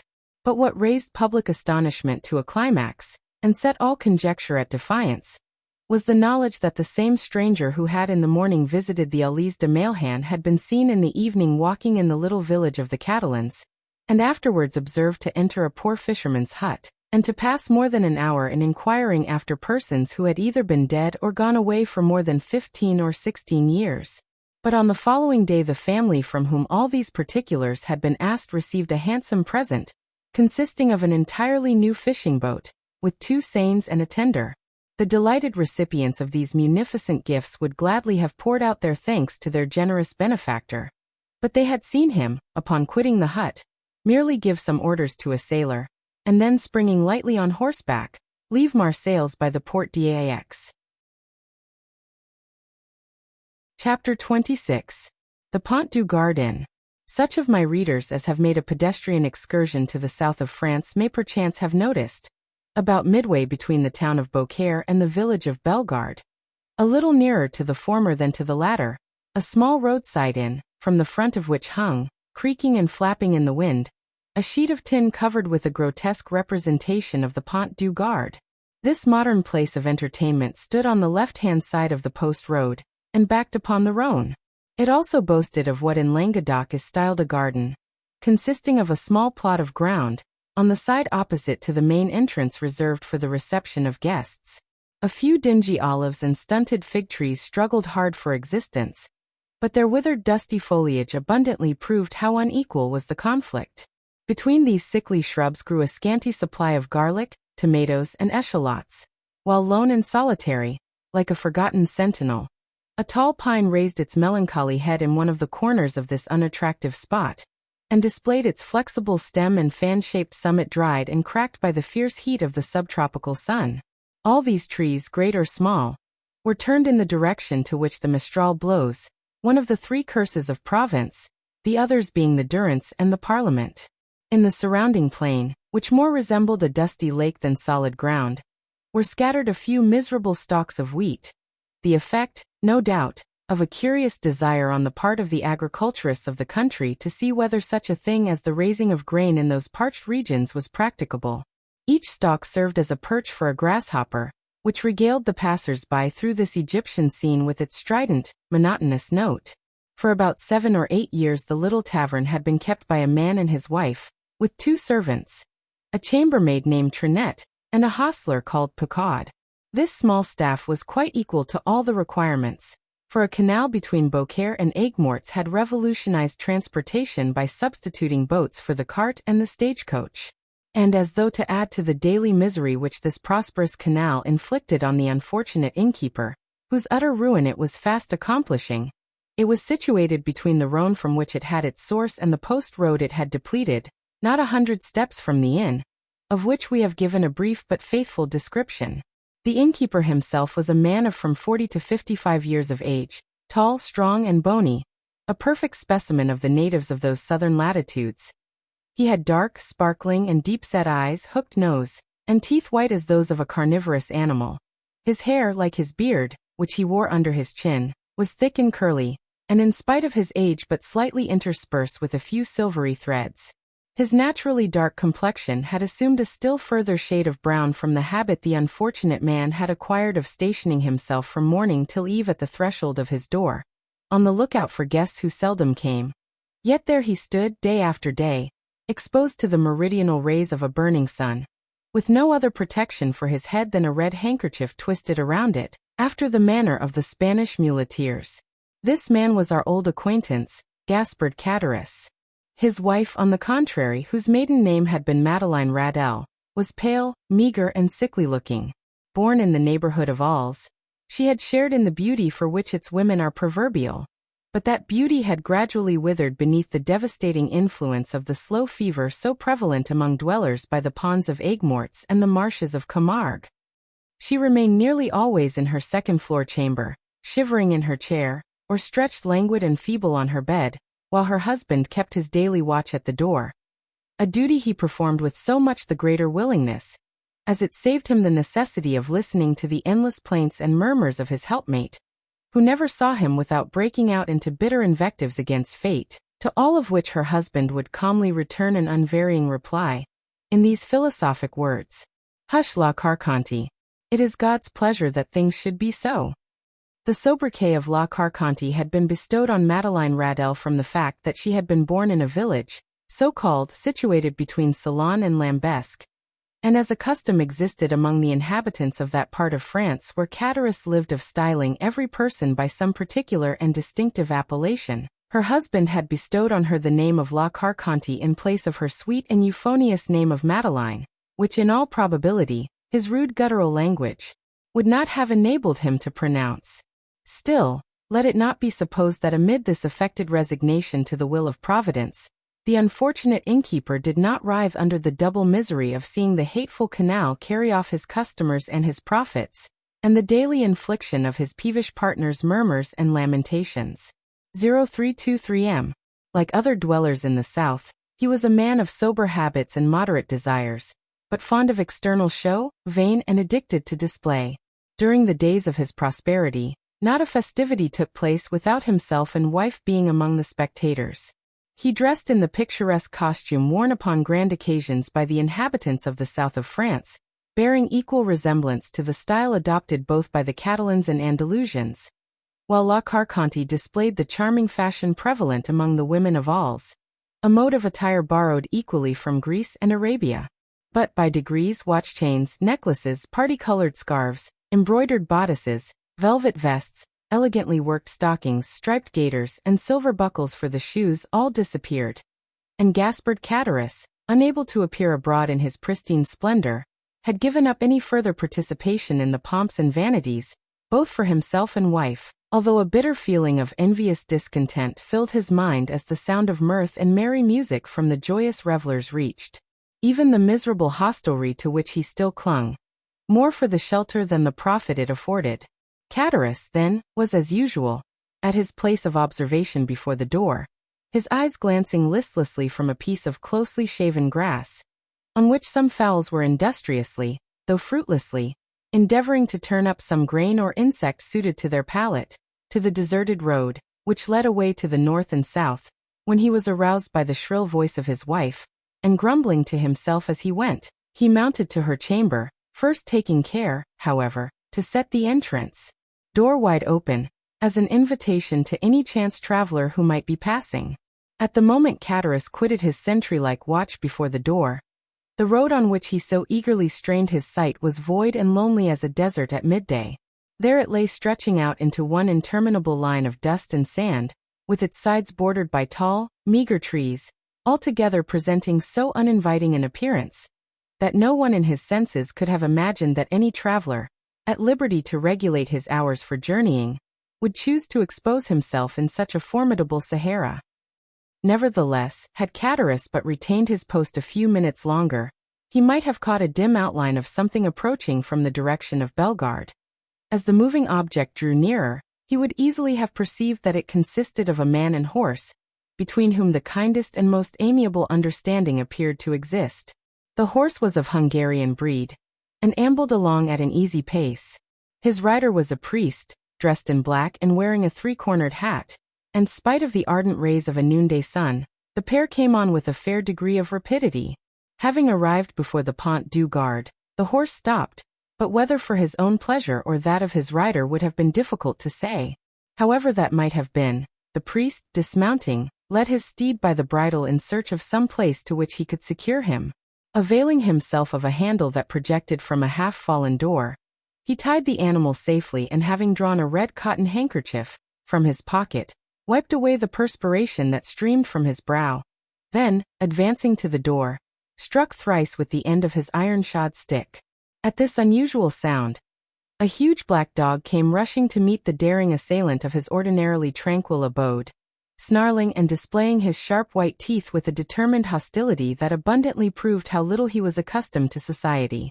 At that moment a heavy footstep was heard descending the wooden staircase that led from the upper floor, and with many bows and courteous smiles, the host of the Pont du Gard besought his guest to enter. 0319M. You are welcome, sir, most welcome, repeated the astonished Cadaris. Now then, Margotin, cried he, speaking to the dog, will you be quiet? Pray don't heed him, sir. He only barks, he never bites. I make no doubt a glass of good wine would be acceptable this dreadfully hot day. Then perceiving for the first time the garb of the traveler he had to entertain, Cadaris hastily exclaimed, 1,000 pardons! I really did not observe whom I had the honor to receive under my poor roof. What would the abbé please to have? What refreshment can I offer? All I have is at his service. The priest gazed on the person addressing him with a long and searching gaze. There even seemed a disposition on his part to court a similar scrutiny on the part of the innkeeper. Then, observing in the countenance of the latter no other expression than extreme surprise at his own want of attention to an inquiry so courteously worded, he deemed it as well to terminate this dumb show, and therefore said, speaking with a strong Italian accent, You are, I presume, M. Cadaris? Yes, sir, answered the host, even more surprised at the question than he had been by the silence which had preceded it. I am Gaspard Cadaris, at your service. Gaspard Cadaris, rejoined the priest. Yes, Christian and surname are the same. You formerly lived, I believe, in the Allées de Mailhan on the 4th floor? 0325M. I did. And you followed the business of a tailor? True, I was a tailor till the trade fell off. It is so hot at Marseilles, that really I believe that the respectable inhabitants will in time go without any clothing whatever. But talking of heat, is there nothing I can offer you by way of refreshment? Yes, let me have a bottle of your best wine, and then, with your permission, we will resume our conversation from where we left off. As you please, sir, said Cadaris, who, anxious not to lose the present opportunity of finding a customer for one of the few bottles of Cahors still remaining in his possession, hastily raised a trapdoor in the floor of the apartment they were in, which served both as parlor and kitchen.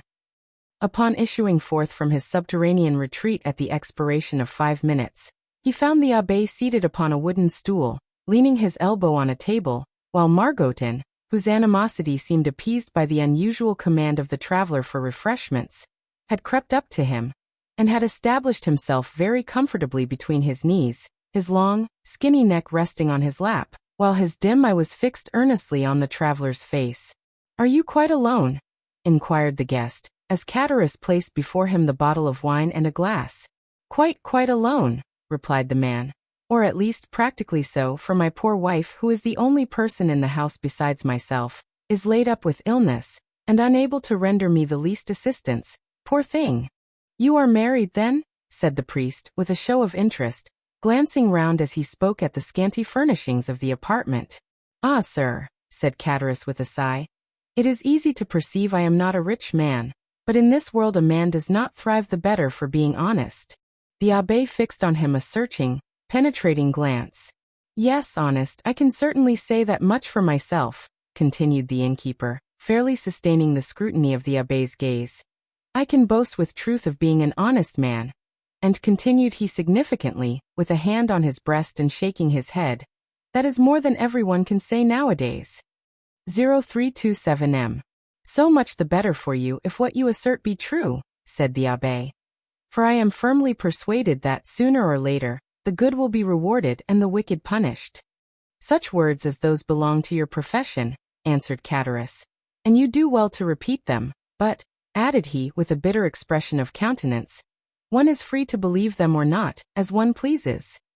"You are wrong to speak thus," said the abbé, "and perhaps I may, in my own person, be able to prove to you how completely you are in error." "What mean you?" inquired Cadaris with a look of surprise. "In the first place, I must be satisfied that you are the person I am in search of." "What proofs do you require?" "Did you, in the year 1814 or 1815, know anything of a young sailor named Dantès?" "Dantès? Did I know poor dear Edmond? Why, Edmond Dantès and myself were intimate friends," exclaimed Cadaris, whose countenance flushed darkly as he caught the penetrating gaze of the abbé fixed on him, while the clear, calm eye of the questioner seemed to dilate with feverish scrutiny. "You remind me," said the priest, "that the young man concerning whom I asked you was said to bear the name of Edmond." "Said to bear the name," repeated Cadaris, becoming excited and eager. "Why, he was so called as truly as I myself bore the appellation of Gaspard Cadaris. But tell me, I pray, what has become of poor Edmond? Did you know him? Is he alive and at liberty? Is he prosperous and happy? He died a more wretched, hopeless, heartbroken prisoner than the felons who pay the penalty of their crimes at the galleys of Toulon." A deadly pallor followed the flush on the countenance of Cadaris, who turned away, and the priest saw him wiping the tears from his eyes with the corner of the red handkerchief twisted round his head. Poor fellow," murmured Cadaris. "Well, there, sir, is another proof that good people are never rewarded on this earth, and that none but the wicked prosper. Ah," continued Cadaris, speaking in the highly colored language of the South, "the world grows worse and worse. Why does not God, if he really hates the wicked, as he is said to do, send down brimstone and fire, and consume them altogether?" "You speak as though you had loved this young Dantès," observed the abbé, without taking any notice of his companion's vehemence. "And so I did," replied Cadaris, "though once, I confess, I envied him his good fortune. But I swear to you, sir, I swear to you, by everything a man holds dear, I have since then deeply and sincerely lamented his unhappy fate." There was a brief silence, during which the fixed, searching eye of the abbé was employed in scrutinizing the agitated features of the innkeeper. "You knew the poor lad, then?" continued Cadaris. "I was called to see him on his dying bed, that I might administer to him the consolations of religion." And of what did he die? Asked Catullus in a choking voice. Of what, think you, do young and strong men die in prison, when they have scarcely numbered their 30th year, unless it be of imprisonment? Catullus wiped away the large beads of perspiration that gathered on his brow. 0329M.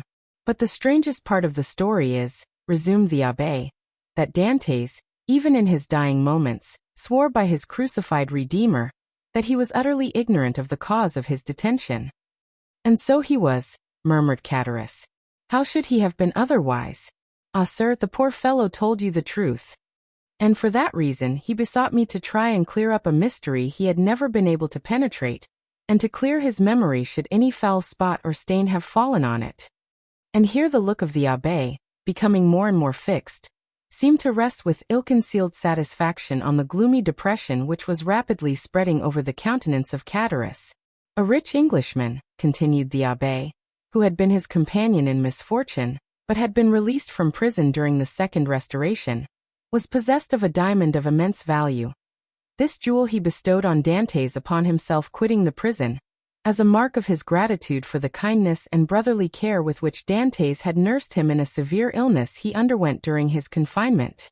Instead of employing this diamond in attempting to bribe his jailers, who might only have taken it and then betrayed him to the governor, Dantès carefully preserved it, that in the event of his getting out of prison he might have wherewithal to live, for the sale of such a diamond would have quite sufficed to make his fortune.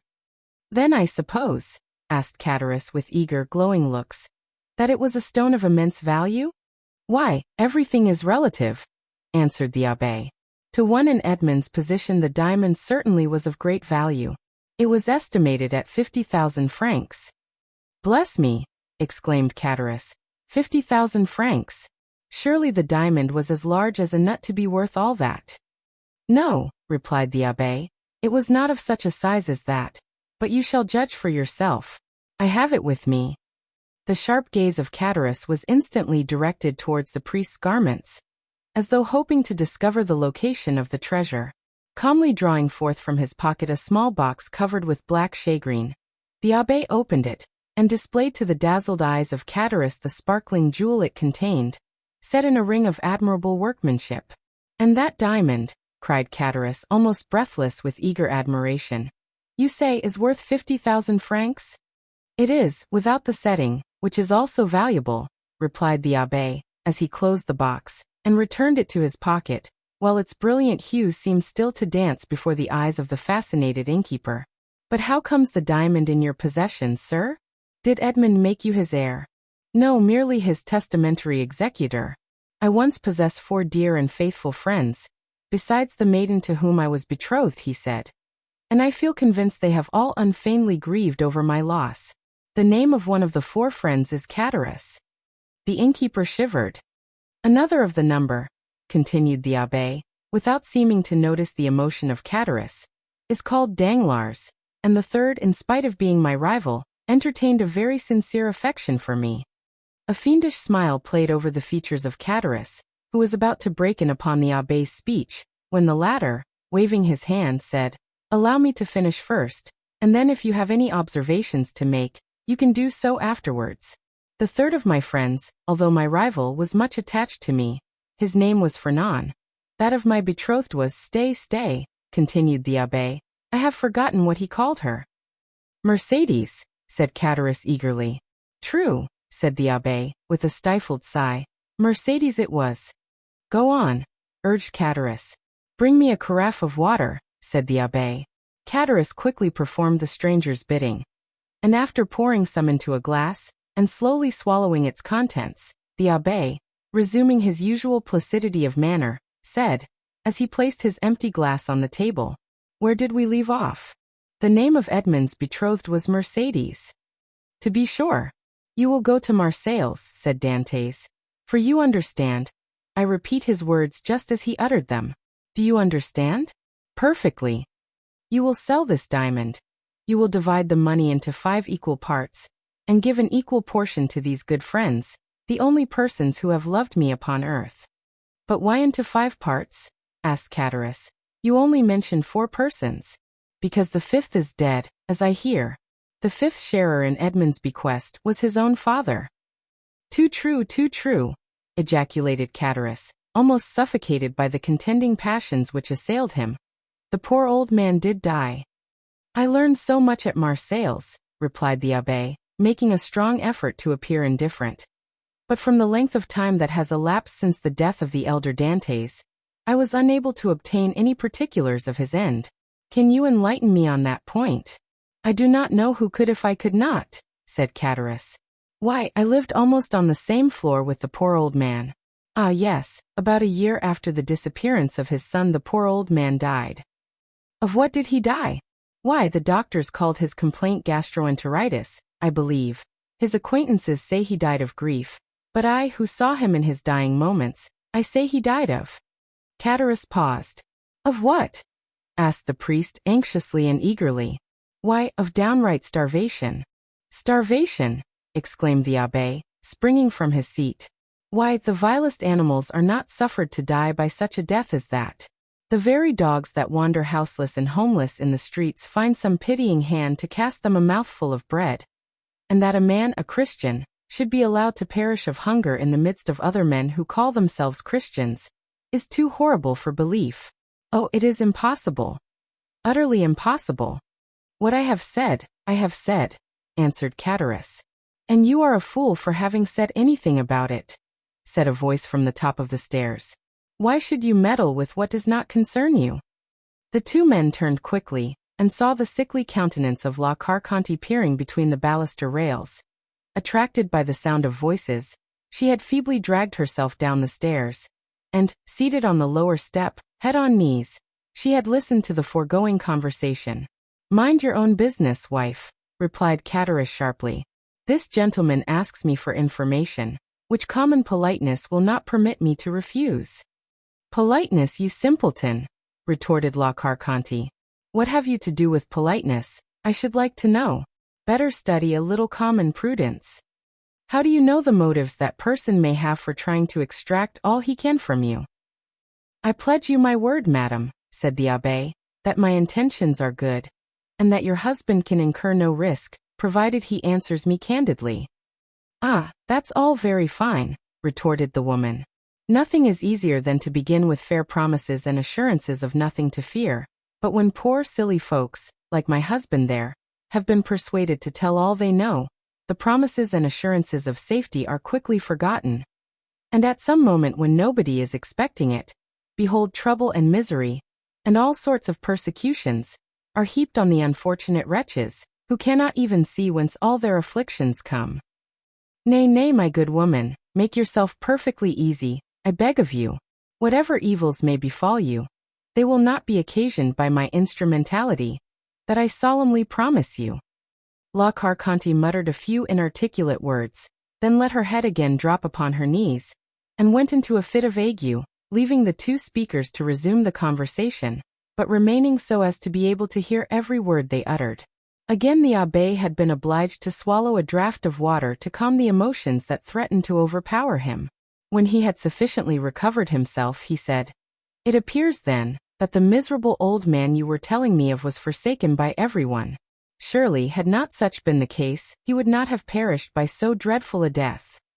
Why, he was not altogether forsaken, continued Catullus, for Mercédès the Catalan and Monsieur Morel were very kind to him. But somehow the poor old man had contracted a profound hatred for Fernand, the very person, added Catullus with a bitter smile, that you named just now as being one of Dantès' faithful and attached friends. And was he not so? Asked the abbé. Gaspard, murmured the woman, from her seat on the stairs. Mind what you are saying. Catullus made no reply to these words, though evidently irritated and annoyed by the interruption, but addressing the abbé said, Can a man be faithful to another whose wife he covets and desires for himself? But Dantès was so honorable and true in his own nature, that he believed everybody's professions of friendship. Poor Edmond, he was cruelly deceived, but it was fortunate that he never knew, or he might have found it more difficult, when on his deathbed, to pardon his enemies. And whatever people may say, continued Catullus in his native language, which was not altogether devoid of rude poetry, I cannot help being more frightened at the idea of the malediction of the dead than the hatred of the living. Imbecile, exclaimed La Carconte. Do you then know in what manner Fernand injured Dantès? Inquired the Abbé of Cadaras. Do I? No one better. Speak out then, say what it was. Gaspard, cried La Carconte. Do as you will, you are master, but if you take my advice you'll hold your tongue. Well, wife, replied Cadaras, I don't know but what you're right. So you will say nothing? Asked the Abbé. Why, what good would it do? Asked Cadaras. If the poor lad were living, and came to me and begged that I would candidly tell which were his true and which his false friends, why perhaps, I should not hesitate. But you tell me he is no more, and therefore can have nothing to do with hatred or revenge. So let all such feeling be buried with him. You prefer then, said the Abbé, that I should bestow on men you say are false and treacherous, the reward intended for faithful friendship? That is true enough, returned Cadaras. You say truly, the gift of poor Edmond was not meant for such traitors as Fernand and Danglars. Besides, what would it be to them? No more than a drop of water in the ocean. Remember, chimed in La Carconte, those two could crush you at a single blow. How so? Inquired the Abbé. Are these persons, then, so rich and powerful? Do you not know their history? I do not. Pray relate it to me. Cadaras seemed to reflect for a few moments, then said, No, truly, it would take up too much time. Well, my good friend, returned the Abbé, in a tone that indicated utter indifference on his part, you are at liberty, either to speak or be silent, just as you please. For my own part, I respect your scruples and admire your sentiments. So let the matter end. I shall do my duty as conscientiously as I can, and fulfill my promise to the dying man. My first business will be to dispose of this diamond. So saying, the Abbé again drew the small box from his pocket, opened it, and contrived to hold it in such a light, that a bright flash of brilliant hues passed before the dazzled gaze of Cadaras. Wife, wife, cried he in a hoarse voice, come here. Diamond, exclaimed La Carconte, rising and descending to the chamber with a tolerably firm step. What diamond are you talking about? Why, did you not hear all we said? Inquired Cadaras. It is a beautiful diamond left by poor Edmond Dantès, to be sold, and the money divided between his father, Mercédès, his betrothed bride, Fernand Danglars, and myself. The jewel is worth at least 50,000 francs. Oh, what a magnificent jewel! Cried the astonished woman. The fifth part of the profits from this stone belongs to us then, does it not? Asked Cadaras. It does, replied the Abbé, with the addition of an equal division of that part intended for the elder Dantès, which I believe myself at liberty to divide equally with the 4 survivors. And why among us 4? Inquired Cadaras. As being the friends Edmond esteemed most faithful and devoted to him. I don't call those friends who betray and ruin you, murmured the wife in her turn, in a low muttering voice. Of course not, rejoined Cadaras quickly. No more do I. And that was what I was observing to this gentleman just now. I said I looked upon it as a sacrilegious profanation to reward treachery, perhaps crime. Remember, answered the Abbé calmly, as he replaced the jewel and its case in the pocket of his cassock. It is your fault, not mine, that I do so. You will have the goodness to furnish me with the address of both Fernand and Danglars, in order that I may execute Edmond's last wishes. The agitation of Cadaras became extreme, and large drops of perspiration rolled from his heated brow, as he saw the Abbé rise from his seat and go towards the door, as though to ascertain if his horse were sufficiently refreshed to continue his journey. Cadaras and his wife exchanged looks of deep meaning. 0335M. There you see, wife, said the former. This splendid diamond might all be ours if we chose. Do you believe it? Why, surely a man of his holy profession would not deceive us. Well, replied La Carconte, do as you like. For my part, I wash my hands of the affair. So saying, she once more climbed the staircase leading to her chamber, her body convulsed with chills, and her teeth rattling in her head, in spite of the intense heat of the weather. Arrived at the top stair, she turned round and called out in a warning tone, to her husband, Gaspard, consider well what you are about to do. I have both reflected and decided, answered he. La Carconte then entered her chamber, the flooring of which creaked beneath her heavy, uncertain tread. As she proceeded towards her armchair, into which she fell as though exhausted. "Well," asked the abbé, as he returned to the apartment below, "what have you made up your mind to do?" "To tell you all I know," was the reply. "I certainly think you act wisely in so doing," said the priest. "Not because I have the least desire to learn anything you may please to conceal from me, but simply that if, through your assistance, I could distribute the legacy according to the wishes of the testator, why, so much the better, that is all." "I hope it may be so," replied Catullus, his face flushed with cupidity. "I am all attention," said the abbé. "Stop a minute," answered Catullus. "We might be interrupted in the most interesting part of my story, which would be a pity, and it is as well that your visit hither should be made known only to ourselves." With these words he went stealthily to the door, which he closed, and by way of still greater precaution, bolted and barred it, as he was accustomed to do at night.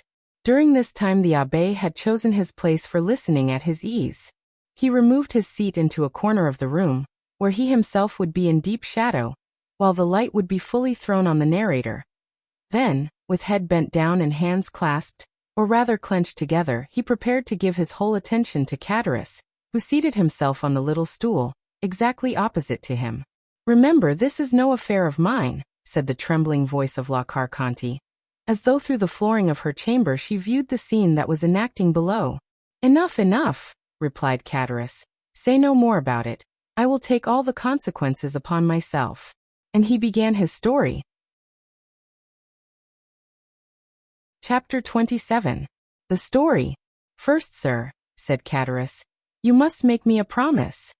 "What is that?" inquired the abbé. "Why, if you ever make use of the details I am about to give you, that you will never let anyone know that it was I who supplied them. For the persons of whom I am about to talk are rich and powerful, and if they only laid the tips of their fingers on me, I should break to pieces like glass." "Make yourself easy, my friend," replied the abbé. "I am a priest, and confessions die in my breast. Recollect, our only desire is to carry out, in a fitting manner, the last wishes of our friend. Speak, then, without reserve as without hatred. Tell the truth, the whole truth. I do not know, never may know, the persons of whom you are about to speak. Besides, I am an Italian, and not a Frenchman, and belong to God, and not to man, and I shall shortly retire to my convent, which I have only quitted to fulfill the last wishes of a dying man." This positive assurance seemed to give Catullus a little courage. "Well then, under these circumstances," said Catullus, I even believe I ought to undeceive you as to the friendship which poor Edmond thought so sincere and unquestionable." "Begin with his father, if you please," said the abbé. "Edmond talked to me a great deal about the old man for whom he had the deepest love." "The history is a sad one, sir," said Catullus, shaking his head. "Perhaps you know all the earlier part of it?" "Yes," answered the abbé. "Edmond related to me everything until the moment when he was arrested in a small cabaret close to Marseilles. At La Reserve. Oh yes, I can see it all before me this moment. Was it not his betrothal feast? It was, and the feast that began so gaily had a very sorrowful ending. A police commissary, followed by 4 soldiers, entered, and Dantès was arrested." "Yes, and up to this point I know all," said the priest. "Dantès himself only knew that which personally concerned him, for he never beheld again the 5 persons I have named to you, or heard mention of any one of them. Well, when Dantès was arrested, Monsieur Morel hastened to obtain the particulars, and they were very sad. The old man returned alone to his home, folded up his wedding suit with tears in his eyes, and paced up and down his chamber the whole day, and would not go to bed at all, for I was underneath him and heard him walking the whole night. And for myself, I assure you I could not sleep either, for the grief of the poor father gave me great uneasiness, and every step he took went to my heart as really as if his foot had pressed against my breast. The next day Mercédès came to implore the protection of M. de Villefort. She did not obtain it, however, and went to visit the old man, when she saw him so miserable and heartbroken, having passed a sleepless night, and not touched food since the previous day. She wished him to go with her that she might take care of him, but the old man would not consent. "No," was the old man's reply, "I will not leave this house, for my poor dear boy loves me better than anything in the world, and if he gets out of prison he will come and see me the first thing, and what would he think if I did not wait here for him?" I heard all this from the window, for I was anxious that Mercedes should persuade the old man to accompany her, for his footsteps over my head night and day did not leave me a moment's repose. But did you not go upstairs and try to console the poor old man? Asked the abbé. Ah, sir, replied Catullus, we cannot console those who will not be consoled, and he was one of these. Besides, I know not why, but he seemed to dislike seeing me. One night, however, I heard his sobs, and I could not resist my desire to go up to him. But when I reached his door he was no longer weeping but praying. I cannot now repeat to you, sir, all the eloquent words and imploring language he made use of. It was more than piety, it was more than grief, and I, who am no cantor and hate the Jesuits, said then to myself, it is really well, and I am very glad that I have not any children. For if I were a father and felt such excessive grief as the old man does, and did not find in my memory or heart all he is now saying, I should throw myself into the sea at once, for I could not bear it. Poor father, murmured the priest. From day to day he lived on alone and more solitary. Moral and Mercedes came to see him, but his door was closed, and although I was certain he was at home, he would not make any answer. One day, when contrary to his custom he had admitted Mercedes, and the poor girl, in spite of her own grief and despair, endeavored to console him, he said to her, be assured, my dear daughter, he is dead, and instead of expecting him, it is he who is awaiting us. I am quite happy, for I am the oldest, and of course shall see him first. However well disposed a person may be, why, you see we leave off after a time seeing persons who are in sorrow. They make one melancholy, and so at last old Dantès was left all to himself, and I only saw from time to time strangers go up to him, and come down again with some bundle they tried to hide, but I guess what these bundles were, and that he sold by degrees what he had to pay for his subsistence. At length the poor old fellow reached the end of all he had. He owed 3/4 rent, and they threatened to turn him out. He begged for another week, which was granted to him. I know this, because the landlord came into my apartment when he left his. For the first 3 days I heard him walking about as usual, but, on the 4th I heard nothing. I then resolved to go up to him at all risks. The door was closed, but I looked through the keyhole, and saw him so pale and haggard, that believing him very ill, I went and told Moral and then ran on to Mercedes. They both came immediately, Moral bringing a doctor, and the doctor said it was inflammation of the bowels, and ordered him a limited diet. I was there, too, and I never shall forget the old man's smile at this prescription.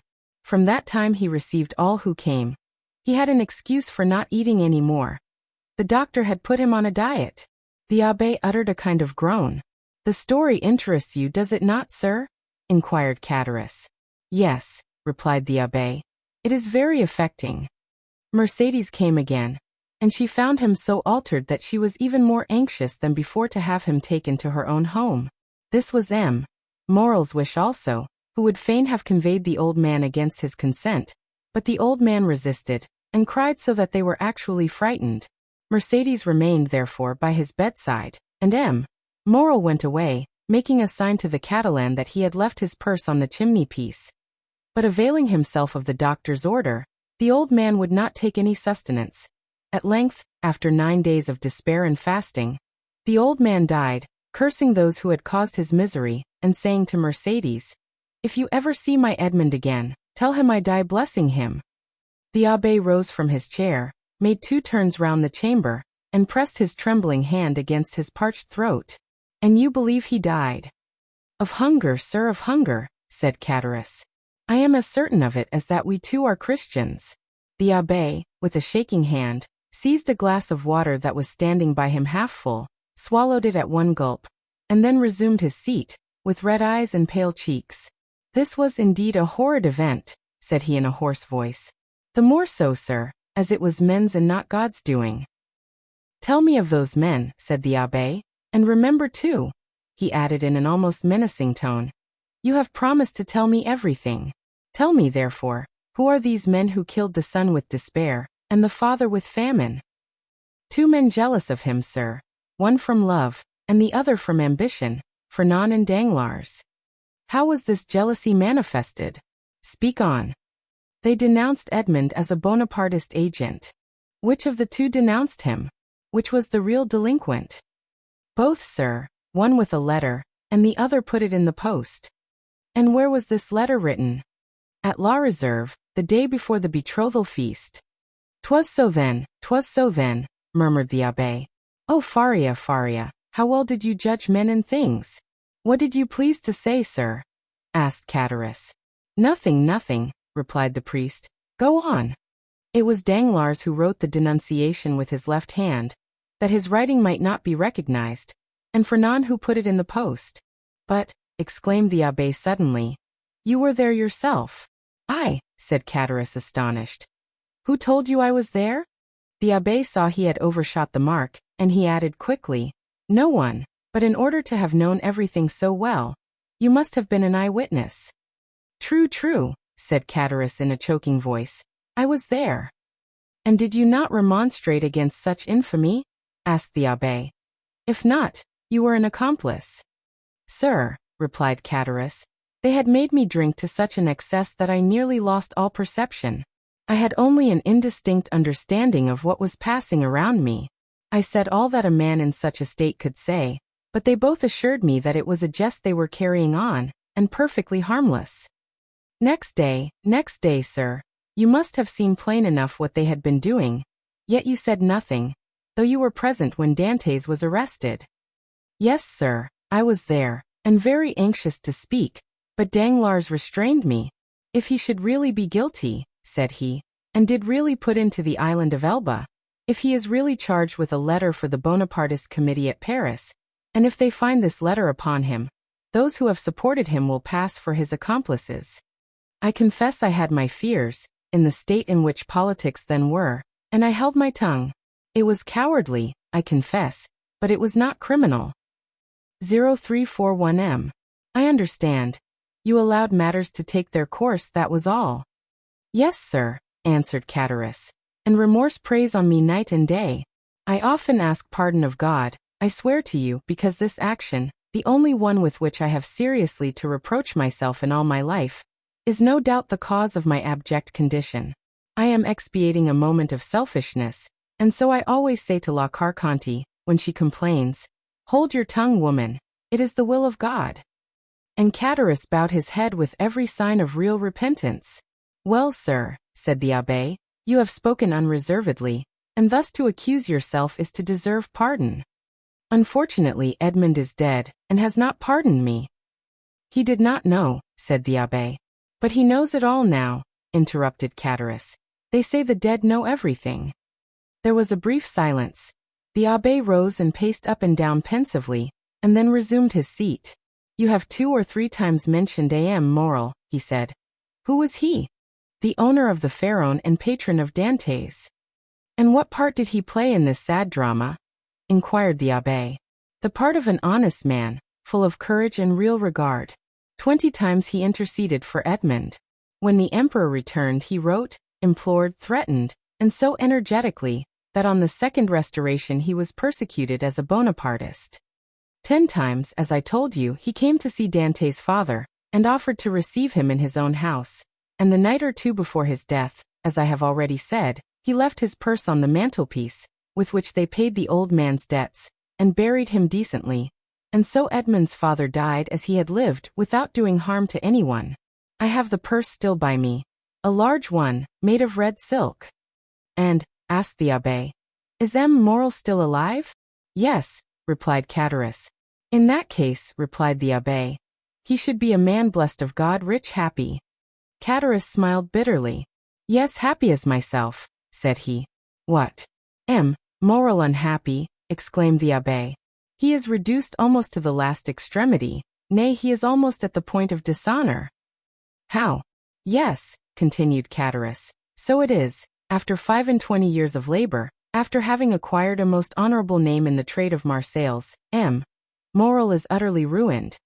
He has lost 5 ships in 2 years, has suffered by the bankruptcy of 3 large houses, and his only hope now is in that very Pharaon which poor Dantès commanded, and which is expected from the Indies with a cargo of cochineal and indigo. If this ship founders, like the others, he is a ruined man. And has the unfortunate man wife or children? Inquired the abbé. Yes, he has a wife, who through everything has behaved like an angel. He has a daughter, who was about to marry the man she loved, but whose family now will not allow him to wed the daughter of a ruined man. He has besides a son, a lieutenant in the army, and as you may suppose all this, instead of lessening, only augments his sorrows. If he were alone in the world he would blow out his brains, and there would be an end. Horrible! Ejaculated the priest. And it is thus heaven recompenses virtue, sir, added Cataris. You see, I, who never did a bad action but that I have told you of, am in destitution, with my poor wife dying of fever before my very eyes, and I unable to do anything in the world for her. I shall die of hunger, as old Dantès did, while Fernand and Danglars are rolling in wealth. How is that? Because their deeds have brought them good fortune, while honest men have been reduced to misery. What has become of Danglars, the instigator, and therefore the most guilty? What has become of him? Why, he left Marseilles and was taken on the recommendation of M. Morel, who did not know his crime, as cashier into a Spanish bank. During the war with Spain he was employed in the commissariat of the French army, and made a fortune. Then with that money he speculated in the funds, and trebled or quadrupled his capital. And having first married his banker's daughter, who left him a widower, he has married a second time a widow, a Madame de Nargonne, daughter of M. de Servius, the king's chamberlain, who is in high favor at court. He is a millionaire, and they have made him a baron. And now he is the Baron Danglars, with a fine residence in the Rue du Mont Blanc, with 10 horses in his stables, 6 footmen in his antechamber, and I know not how many millions in his strongbox. Ah, said the abbé in a peculiar tone, he is happy. Happy? Who can answer for that? Happiness or unhappiness is the secret known but to one's self and the walls. Walls have ears but no tongue. But if a large fortune produces happiness, Danglars is happy. And Fernand? Fernand? Why, much the same story. But how could a poor Catalan fisher boy, without education or resources, make a fortune? I confess this staggers me. And it has staggered everybody. There must have been in his life some strange secret that no one knows. But then by what visible steps has he attained this high fortune or high position? Both, sir, he has both fortune and position both. This must be impossible. It would seem so, but listen, and you will understand. Some days before the return of the emperor, Fernand was drafted. The Bourbons left him quietly enough at the Catalans, but Napoleon returned, a special levy was made, and Fernand was compelled to join. I went too, but as I was older than Fernand, and had just married my poor wife, I was only sent to the coast. Fernand was enrolled in the active army, went to the frontier with his regiment, and was at the Battle of Ligny. The night after that battle he was sentry at the door of a general, who carried on a secret correspondence with the enemy. That same night the general was to go over to the English. He proposed to Fernand to accompany him. Fernand agreed to do so, deserted his post, and followed the general. Fernand would have been court-martialed if Napoleon had remained on the throne, but his action was rewarded by the Bourbons. He returned to France with the epaulet of sub-lieutenant, and as the protection of the general, who was in the highest favor, was accorded to him, he was a captain in 1823, during the Spanish War, that is to say, at the time when Danglars made his early speculations.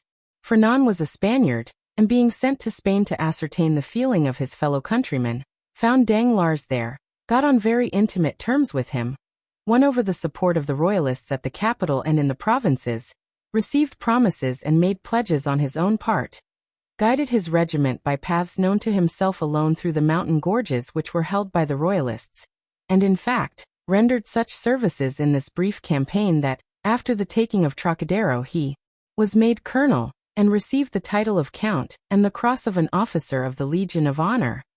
Destiny, destiny, murmured the abbé. Yes, but listen, this was not all.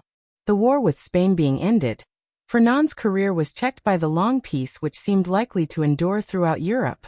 Greece only had risen against Turkey, and had begun her war of independence. All eyes were turned towards Athens. It was the fashion to pity and support the Greeks. The French government, without protecting them openly, as you know, gave countenance to volunteer assistance. Fernand sought and obtained leave to go and serve in Greece, still having his name kept on the army roll. 0345M. Some time after, it was stated that the Comte de Morcerf, This was the name he bore. Had entered the service of Ali Pasha with the rank of Instructor General. Ali Pasha was killed, as you know, but before he died he recompensed the services of Fernand by leaving him a considerable sum, with which he returned to France, when he was gazetted Lieutenant General. So that now? Inquired the abbé. So that now, continued Cadaris, he owns a magnificent house, number 27, Rue du Helder, Paris. The abbé opened his mouth, hesitated for a moment, then, making an effort at self-control, he said, "And Mercedes, they tell me that she has disappeared?" "Disappeared," said Cadaris. "Yes, as the sun disappears, to rise the next day with still more splendor." "Has she made a fortune also?" inquired the abbé, with an ironical smile. "Mercedes is at this moment one of the greatest ladies in Paris," replied Cadaris. "Go on," said the abbé. "It seems as if I were listening to the story of a dream, but I have seen things so extraordinary that what you tell me seems less astonishing than it otherwise might. Mercedes was at first in the deepest despair at the blow which deprived her of Edmond. I have told you of her attempts to propitiate M. de Villefort, her devotion to the elder Dantès. In the midst of her despair, a new affliction overtook her.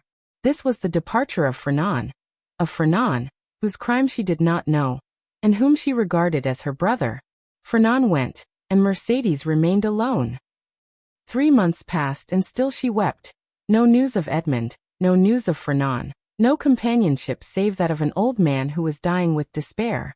One evening, after a day of accustomed vigil at the angle of 2 roads leading to Marseilles from the Catalans, she returned to her home more depressed than ever. Suddenly she heard a step she knew, turned anxiously around, the door opened, and Fernand, dressed in the uniform of a sub-lieutenant, stood before her. It was not the one she wished for most, but it seemed as if a part of her past life had returned to her. Mercedes seized Fernand's hands with a transport which he took for love, but which was only joy at being no longer alone in the world, and seeing at last a friend, after long hours of solitary sorrow. And then it must be confessed, Fernand had never been hated, he was only not precisely loved. Another possessed all Mercedes' heart. That other was absent, had disappeared, perhaps was dead. At this last thought Mercedes burst into a flood of tears, and wrung her hands in agony, but the thought, which she had always repelled before when it was suggested to her by another, came now in full force upon her mind. And then, too, old Dantès incessantly said to her, "Our Edmond is dead. If he were not, he would return to us." The old man died, as I have told you. Had he lived, Mercedes, perchance, had not become the wife of another, for he would have been there to reproach her infidelity. Fernand saw this, and when he learned of the old man's death he returned. He was now a lieutenant. At his first coming he had not said a word of love to Mercedes. At the second he reminded her that he loved her. Mercedes begged for 6 months more in which to await and mourn for Edmond. "So that," said the abbé with a bitter smile, "that makes 18 months in all. What more could the most devoted lover desire?" Then he murmured the words of the English poet, "Frailty, thy name is woman." 6 months afterwards, continued Cadaris, the marriage took place in the church of Écoles. "The very church in which she was to have married Edmond," murmured the priest. "There was only a change of bridegrooms." "Well, Mercedes was married," proceeded Cadaris, "but although in the eyes of the world she appeared calm, she nearly fainted as she passed La Reserve, where 18 months before, the betrothal had been celebrated with him whom she might have known she still loved, had she looked to the bottom of her heart. Fernand more happy but not more at his ease, for I saw at this time he was in constant dread of Edmond's return. Fernand was very anxious to get his wife away, and to depart himself. There were too many unpleasant possibilities associated with the Catalans, and 8 days after the wedding they left Marseilles." "Did you ever see Mercedes again?" inquired the priest. "Yes, during the Spanish War, at Perpignan, where Fernand had left her. She was attending to the education of her son." The abbé started. "Her son," said he. "Yes," replied Cadaris, "little Albert." "But then, to be able to instruct her child," continued the abbé, "she must have received an education herself. I understood from Edmond that she was the daughter of a simple fisherman, beautiful but uneducated." "Oh," replied Cadaris, "did he know so little of his lovely betrothed?" Mercedes might have been a queen, sir, if the crown were to be placed on the heads of the loveliest and most intelligent. Fernand's fortune was already waxing great, and she developed with his growing fortune. She learned drawing, music, everything. Besides, I believe, between ourselves, she did this in order to distract her mind, that she might forget, and she only filled her head in order to alleviate the weight on her heart. But now her position in life is assured, continued Catullus. No doubt fortune and honors have comforted her. She is rich, a countess, and yet... Catullus paused. And yet what? Asked the abbé. Yet, I am sure she is not happy, said Catullus. What makes you believe this? Why, when I found myself utterly destitute, I thought my old friends would, perhaps, assist me. So I went to Danglars, who would not even receive me. I called on Fernand, who sent me 100 francs by his valet de chambre. Then you did not see either of them? No, but Madame de Morcerf saw me. How was that? As I went away, a purse fell at my feet. It contained 25 louis. I raised my head quickly and saw Mercedes, who at once shut the blind. And M. de Villefort? Asked the abbé. Oh, he never was a friend of mine. I did not know him, and I had nothing to ask of him. Do you not know what became of him, and the share he had in Edmond's misfortunes? No, I only know that some time after Edmond's arrest, he married Mademoiselle de Saint-Méran, and soon after left Marseilles. No doubt he has been as lucky as the rest. No doubt he is as rich as Danglars, as high in station as Fernand. I only, as you see, have remained poor, wretched, and forgotten. You are mistaken, my friend, replied the abbé. God may seem sometimes to forget for a time, while his justice reposes, but there always comes a moment when he remembers, and behold, a proof. As he spoke, the abbé took the diamond from his pocket, and giving it to Catullus said, Here, my friend, take this diamond, it is yours. What, for me only? Cried Catullus. Ah, sir, do not jest with me. This diamond was to have been shared among his friends. Edmond had one friend only, and thus it cannot be divided. Take the diamond then and sell it. It is worth 50,000 francs, and I repeat my wish that this sum may suffice to release you from your wretchedness.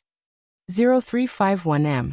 Oh, sir, said Catullus, putting out one hand timidly, and with the other wiping away the perspiration which bedewed his brow. Oh, sir, do not make a jest of the happiness or despair of a man. I know what happiness and what despair are, and I never make a jest of such feelings. Take it then, but in exchange. Catullus, who touched the diamond, withdrew his hand. The abbé smiled. In exchange, he continued, give me the red silk purse that M. Morel left on old Dantès' chimney-piece, and which you tell me is still in your hands. Catullus, more and more astonished, went toward a large oaken cupboard, opened it, and gave the abbé a long purse of faded red silk, round which were 2 copper runners that had once been gilt. The abbé took it, and in return gave Catullus the diamond. Oh, you are a man of God, sir, cried Catullus, for no one knew that Edmond had given you this diamond, and you might have kept it. Which, said the abbé to himself, you would have done. The abbé rose, took his hat and gloves. Well, he said, all you have told me is perfectly true then, and I may believe it in every particular. See, sir, replied Catullus, in this corner is a crucifix in holy wood. Here on this shelf is my wife's testament. Open this book, and I will swear upon it with my hand on the crucifix. I will swear to you by my soul's salvation, my faith as a Christian. I have told everything to you as it occurred, and as the recording angel will tell it to the ear of God at the day of the last judgment. 'Tis well, said the abbé, convinced by his manner and tone that Catullus spoke the truth. 'Tis well, and may this money profit you. Adieu. I go far from men who thus so bitterly injure each other. The abbé with difficulty got away from the enthusiastic thanks of Catullus, opened the door himself, got out and mounted his horse, once more saluted the innkeeper, who kept uttering his loud farewells, and then returned by the road he had traveled in coming. When Catullus turned around, he saw behind him La Carconte, paler and trembling more than ever. Is then all that I have heard really true? She inquired. What? That he has given the diamond to us only? Inquired Catullus, half bewildered with joy. Yes, nothing more true. See, here it is. The woman gazed at it a moment, and then said in a gloomy voice, Suppose it's false? Cadaris started and turned pale. False, he muttered. False. Why should that man give me a false diamond? 0349M. To get your secret without paying for it, you blockhead. Cadaris remained for a moment aghast under the weight of such an idea. Oh, he said, taking up his hat, which he placed on the red handkerchief tied round his head. We will soon find out. In what way? Why, the fair is on at Beaucaire. There are always jewelers from Paris there, and I will show it to them. Look after the house, wife, and I shall be back in 2 hours. And Cadaris left the house in haste, and ran rapidly in the direction opposite to that which the priest had taken. 50,000 francs, muttered La Carconte when left alone. It is a large sum of money, but it is not a fortune. Chapter 28. The Prison Register. The day after that in which the scene we have just described had taken place on the road between Bellegarde and Beaucaire, a man of about 30 or 32, dressed in a bright blue frock coat, nankeen trousers, and a white waistcoat, having the appearance and accent of an Englishman, presented himself before the mayor of Marseilles. Sir, said he, I am chief clerk of the house of Thomson and French of Rome. We are, and have been these 10 years, connected with the house of Morel and Son, of Marseilles. We have 100,000 francs or thereabouts loaned on their securities, and we are a little uneasy at reports that have reached us that the firm is on the brink of ruin. I have come, therefore, express from Rome, to ask you for information. Sir, replied the mayor, I know very well that during the last 4 or 5 years misfortune has seemed to pursue M. Morel. He has lost 4 or 5 vessels, and suffered by 3 or 4 bankruptcies. But it is not for me, although I am a creditor myself to the amount of 10,000 francs, to give any information as to the state of his finances. Ask of me, as mayor, what is my opinion of M. Morel, and I shall say that he is a man honorable to the last degree, and who has up to this time fulfilled every engagement with scrupulous punctuality. This is all I can say, sir.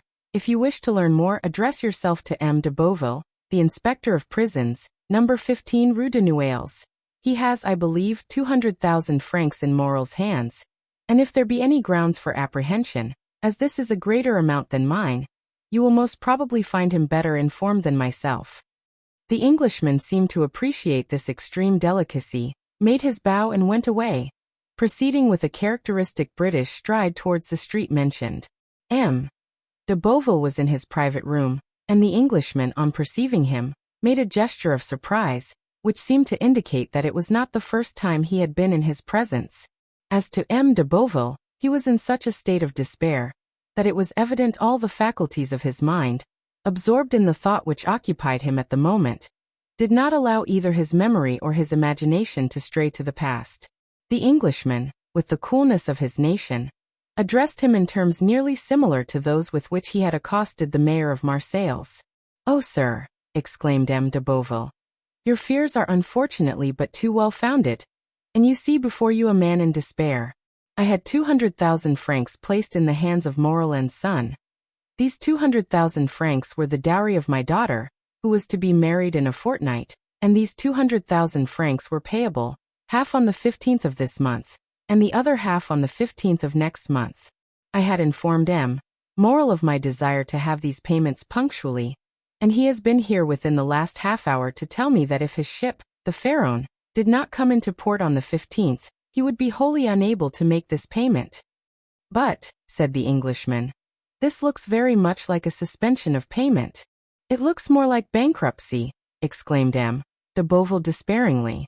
The Englishman appeared to reflect a moment, and then said, from which it would appear, sir, that this credit inspires you with considerable apprehension? To tell you the truth, I consider it lost. Well then, I will buy it of you. You. Yes, I. But at a tremendous discount, of course? No, for 200,000 francs. Our house, added the Englishman with a laugh, does not do things in that way. And you will pay. Ready money.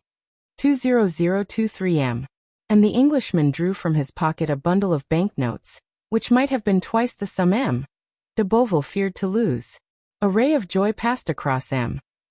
de Beauville's countenance, yet he made an effort at self-control, and said, Sir, I ought to tell you that, in all probability, You will not realize 6% of this sum. That's no affair of mine, replied the Englishman. That is the affair of the house of Thomson and French, in whose name I act. They have, perhaps, some motive to serve in hastening the ruin of a rival firm. But all I know, sir, is that I am ready to hand you over this sum in exchange for your assignment of the debt. I only ask a brokerage. Of course that is perfectly just, cried M. de Boville. The commission is usually 1.5. Will you have 2, 3, 5%, or even more? Whatever you say. Sir, replied the Englishman, laughing, I am like my house, and do not do such things. No, the commission I ask is quite different. Name it, sir, I beg. You are the inspector of prisons? I have been so these 14 years. You keep the registers of entries and departures? I do. To these registers there are added notes relative to the prisoners? There are special reports on every prisoner. Well, sir, I was educated at Rome by a poor devil of an abbé, who disappeared suddenly. I have since learned that he was confined in the Château d'If, and I should like to learn some particulars of his death. What was his name? The Abbé Faria. Oh, I recollect him perfectly, cried M. de Boville. He was crazy. So they said. Oh, he was, decidedly. Very possibly, but what sort of madness was it? He pretended to know of an immense treasure, and offered vast sums to the government if they would liberate him. Poor devil. And he is dead? Yes, sir, 5 or 6 months ago, last February. You have a good memory, sir, to recollect dates so well. I recollect this, because the poor devil's death was accompanied by a singular incident. May I ask what that was? Said the Englishman with an expression of curiosity, which a close observer would have been astonished at discovering in his phlegmatic countenance. Oh dear, yes, sir. The Abbé's dungeon was 40 or 50 feet distant from that of one of Bonaparte's emissaries, one of those who had contributed the most to the return of the usurper in 1815, a very resolute and very dangerous man. Indeed, said the Englishman. Yes, replied M. de Boville. I myself had occasion to see this man in 1816 or 1817, and we could only go into his dungeon with a file of soldiers. That man made a deep impression on me. I shall never forget his countenance. 20025 The Englishman smiled imperceptibly. And you say, sir, he interposed, that the two dungeons were separated by a distance of 50 feet, but it appears that this Edmond Dantès, this dangerous man's name was Edmond Dantès. It appears, sir, that this Edmond Dantès had procured tools, or made them, for they found a tunnel through which the prisoners held communication with one another. This tunnel was dug, no doubt, with an intention of escape? No doubt, but unfortunately for the prisoners, the Abbé Faria had an attack of catalepsy, and died. That must have cut short the projects of escape. For the dead man, yes, replied M. de Boville, but not for the survivor. On the contrary, this Dantès saw a means of accelerating his escape. He, no doubt, thought that prisoners who died in the Château d'If were interred in an ordinary burial ground, and he conveyed the dead man into his own cell, took his place in the sack in which they had sewed up the corpse, and awaited the moment of interment.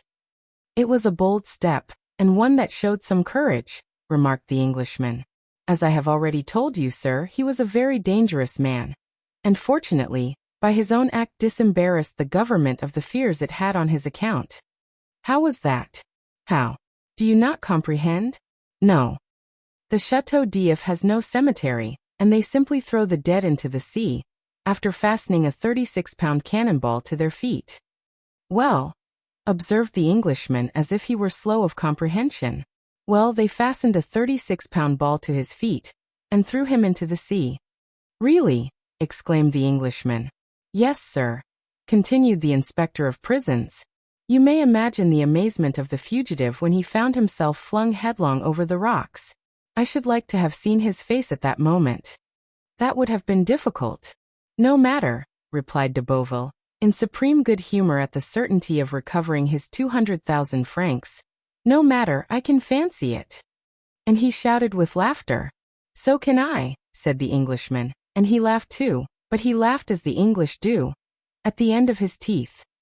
And so, continued the Englishman who first gained his composure, He was drowned. Unquestionably. So that the governor got rid of the dangerous and the crazy prisoner at the same time? Precisely. 20027M. But some official document was drawn up as to this affair, I suppose? Inquired the Englishman. Yes, the mortuary deposition. You understand, Dante's relations, if he had any, might have some interest in knowing if he were dead or alive.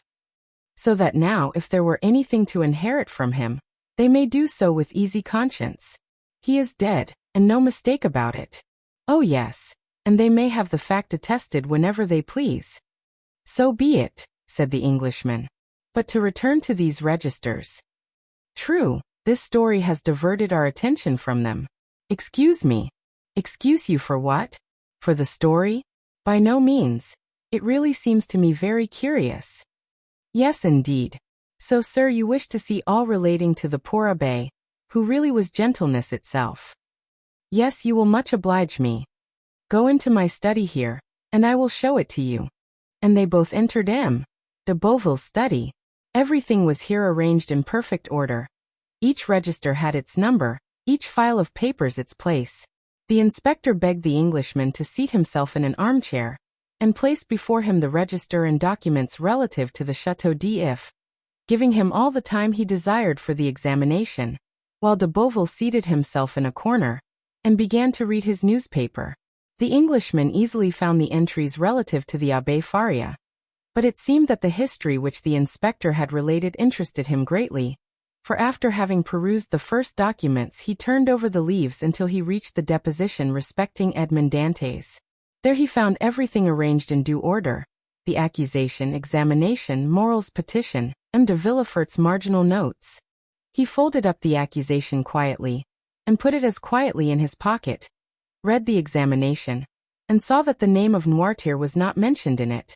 Perused, too, the application dated April 10, 1815, in which Morel, by the deputy procureur's advice, exaggerated with the best intentions, for Napoleon was then on the throne, the services Dantès had rendered to the imperial cause, services which Villefort's certificates rendered indisputable. Then he saw through the whole thing. This petition to Napoleon, kept back by Villefort, had become, under the Second Restoration, a terrible weapon against him in the hands of the king's attorney. He was no longer astonished when he searched on to find in the register this note, placed in a bracket against his name. Edmond Dantès, an inveterate Bonapartist, took an active part in the return from the island of Elba, to be kept in strict solitary confinement, and to be closely watched and guarded. Beneath these lines was written in another hand. See note above, nothing can be done. He compared the writing in the bracket with the writing of the certificate placed beneath Morel's petition, and discovered that the note in the bracket was the same writing as the certificate, that is to say, was in Villefort's handwriting. 20029M. As to the note which accompanied this, the Englishman understood that it might have been added by some inspector who had taken a momentary interest in Dantès' situation, but who had, from the remarks we have quoted, found it impossible to give any effect to the interest he had felt. As we have said, the inspector, from discretion, and that he might not disturb the Abbé Faria's pupil in his researches, had seated himself in a corner, and was reading Le Drapeau Blanc. He did not see the Englishman fold up and place in his pocket the accusation written by Danglars under the arbor of La Reserve, and which had the postmark, Marseilles, February 27th, delivery 6 o'clock p.m. But it must be said that if he had seen it, he attached so little importance to this scrap of paper, and so much importance to his 200,000 francs, that he would not have opposed whatever the Englishman might do, however irregular it might be. Thanks, said the latter, closing the register with a slam. I have all I want. Now it is for me to perform my promise. Give me a simple assignment of your debt. Acknowledge therein the receipt of the cash, and I will hand you over the money. He rose, gave his seat to M. de Beauville, who took it without ceremony, and quickly drew up the required assignment, while the Englishman counted out the banknotes on the other side of the desk. Chapter 29. The House of Morel and Son. Anyone who had quitted Marseilles a few years previously, well acquainted with the interior of Morel's warehouse, and had returned at this date, would have found a great change. Instead of that air of life, of comfort, and of happiness that permeates a flourishing and prosperous business establishment. Instead of merry faces at the windows, busy clerks hurrying to and fro in the long corridors. Instead of the court filled with bales of goods, re-echoing with the cries and the jokes of porters, one would have immediately perceived all aspect of sadness and gloom. Out of all the numerous clerks that used to fill the deserted corridor and the empty office, but two remained. One was a young man of 3 or 24, who was in love with M. Morel's daughter, and had remained with him in spite of the efforts of his friends to induce him to withdraw. The other was an old one-eyed cashier, called Cockles or Cockeye, a nickname given him by the young men who used to throng this vast now almost deserted beehive, and which had so completely replaced his real name that he would not, in all probability, have replied to anyone who addressed him by it. Cockles remained in M. Morel's service, and a most singular change had taken place in his position. He had at the same time risen to the rank of cashier, and sunk to the rank of a servant. He was, however, the same Cockles, good, patient, devoted, but inflexible on the subject of arithmetic, the only point on which he would have stood firm against the world, even against M. Morel, and strong in the multiplication table, which he had at his fingers' ends, no matter what scheme or what trap was laid to catch him. In the midst of the disasters that befell the house, Cockles was the only one unmoved. But this did not arise from a want of affection, on the contrary, from a firm conviction. Like the rats that one by one forsake the doomed ship even before the vessel weighs anchor, so all the numerous clerks had by degrees deserted the office and the warehouse. Cockles had seen them go without thinking of inquiring the cause of their departure. Everything was, as we have said, a question of arithmetic to Cockles, and during 20 years he had always seen all payments made with such exactitude that it seemed as impossible to him that the house should stop payment, as it would to a miller that the river that had so long turned his mill should cease to flow. Nothing had as yet occurred to shake Cockles' belief. The last month's payment had been made with the most scrupulous exactitude.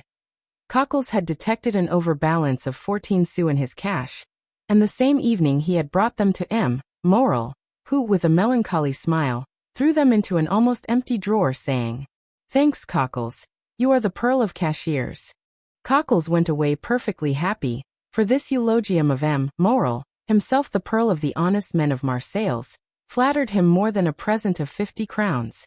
But since the end of the month M. Morel had passed many an anxious hour. In order to meet the payments then due, he had collected all his resources, and fearing lest the report of his distress should get bruited abroad at Marseilles when he was known to be reduced to such an extremity, he went to the Beaucaire fair to sell his wife's and daughter's jewels, and a portion of his plate. By this means the end of the month was past, but his resources were now exhausted. Credit, owing to the reports afloat, was no longer to be had. And to meet the 100,000 francs due on the 15th of the present month, and the 100,000 francs due on the 15th of the next month to M. de Beauville, M. Morel had, in reality, no hope but the return of the Pharaon, of whose departure he had learnt from a vessel which had weighed anchor at the same time, and which had already arrived in harbor. But this vessel which, like the Pharaon, came from Calcutta, had been in for a fortnight, while no intelligence had been received of the Pharaon. 20033 M. Such was the state of affairs when, the day after his interview with M. de Beauville, the confidential clerk of the house of Thomson and French of Rome, presented himself at M. Morel's. Emmanuel received him. This young man was alarmed by the appearance of every new face, for every new face might be that of a new creditor, come in anxiety to question the head of the house. The young man, wishing to spare his employer the pain of this interview, questioned the newcomer, but the stranger declared that he had nothing to say to M. Emmanuel, and that his business was with M. Morel in person. Emmanuel sighed, and summoned Cockles. Cockles appeared, and the young man bade him conduct the stranger to M. Morel's apartment. Cockles went first, and the stranger followed him. On the staircase they met a beautiful girl of 16 or 17, who looked with anxiety at the stranger. "M. Morel is in his room, is he not, Mademoiselle Julie?" said the cashier. "Yes, I think so at least," said the young girl hesitatingly. "Go and see, Cockles, and if my father is there, announce this gentleman." "It will be useless to announce me, mademoiselle," returned the Englishman. "M. Morel does not know my name." This worthy gentleman has only to announce the confidential clerk of the house of Thomson and French of Rome, with whom your father does business." The young girl turned pale and continued to descend, while the stranger and Cockles continued to mount the staircase.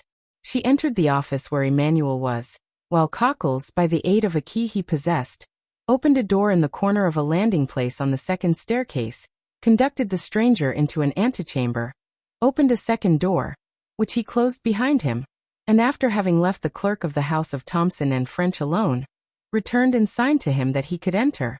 The Englishman entered, and found Morrel seated at a table, turning over the formidable columns of his ledger, which contained the list of his liabilities. At the sight of the stranger, Morrel closed the ledger, arose, and offered a seat to the stranger, and when he had seen him seated, resumed his own chair. 14 years had changed the worthy merchant, who in his 36th year at the opening of this history, was now in his 50th. His hair had turned white, time and sorrow had plowed deep furrows on his brow, and his look, once so firm and penetrating, was now irresolute and wandering, as if he feared being forced to fix his attention on some particular thought or person. The Englishman looked at him with an air of curiosity, evidently mingled with interest. "Monsieur," said Morrel, whose uneasiness was increased by this examination, "you wish to speak to me?" "Yes, monsieur." "You are aware from whom I come?" "The house of Thomson and French. At least, so my cashier tells me." "He has told you rightly. The house of Thomson and French had 300,000 or 400,000 francs to pay this month in France, and knowing your strict punctuality, have collected all the bills bearing your signature, and charged me as they became due to present them, and to employ the money otherwise." Morrel sighed deeply, and passed his hand over his forehead, which was covered with perspiration. "So then, sir," said Morrel, "you hold bills of mine?" "Yes, and for a considerable sum." "What is the amount?" asked Morrel with a voice he strove to render firm. 20035 M. "Here is," said the Englishman, taking a quantity of papers from his pocket, "an assignment of 200,000 francs to our house by M. de Beauville, the inspector of prisons, to whom they are due. You acknowledge, of course, that you owe this sum to him." "Yes. He placed the money in my hands at 4.5% nearly 5 years ago." "When are you to pay?"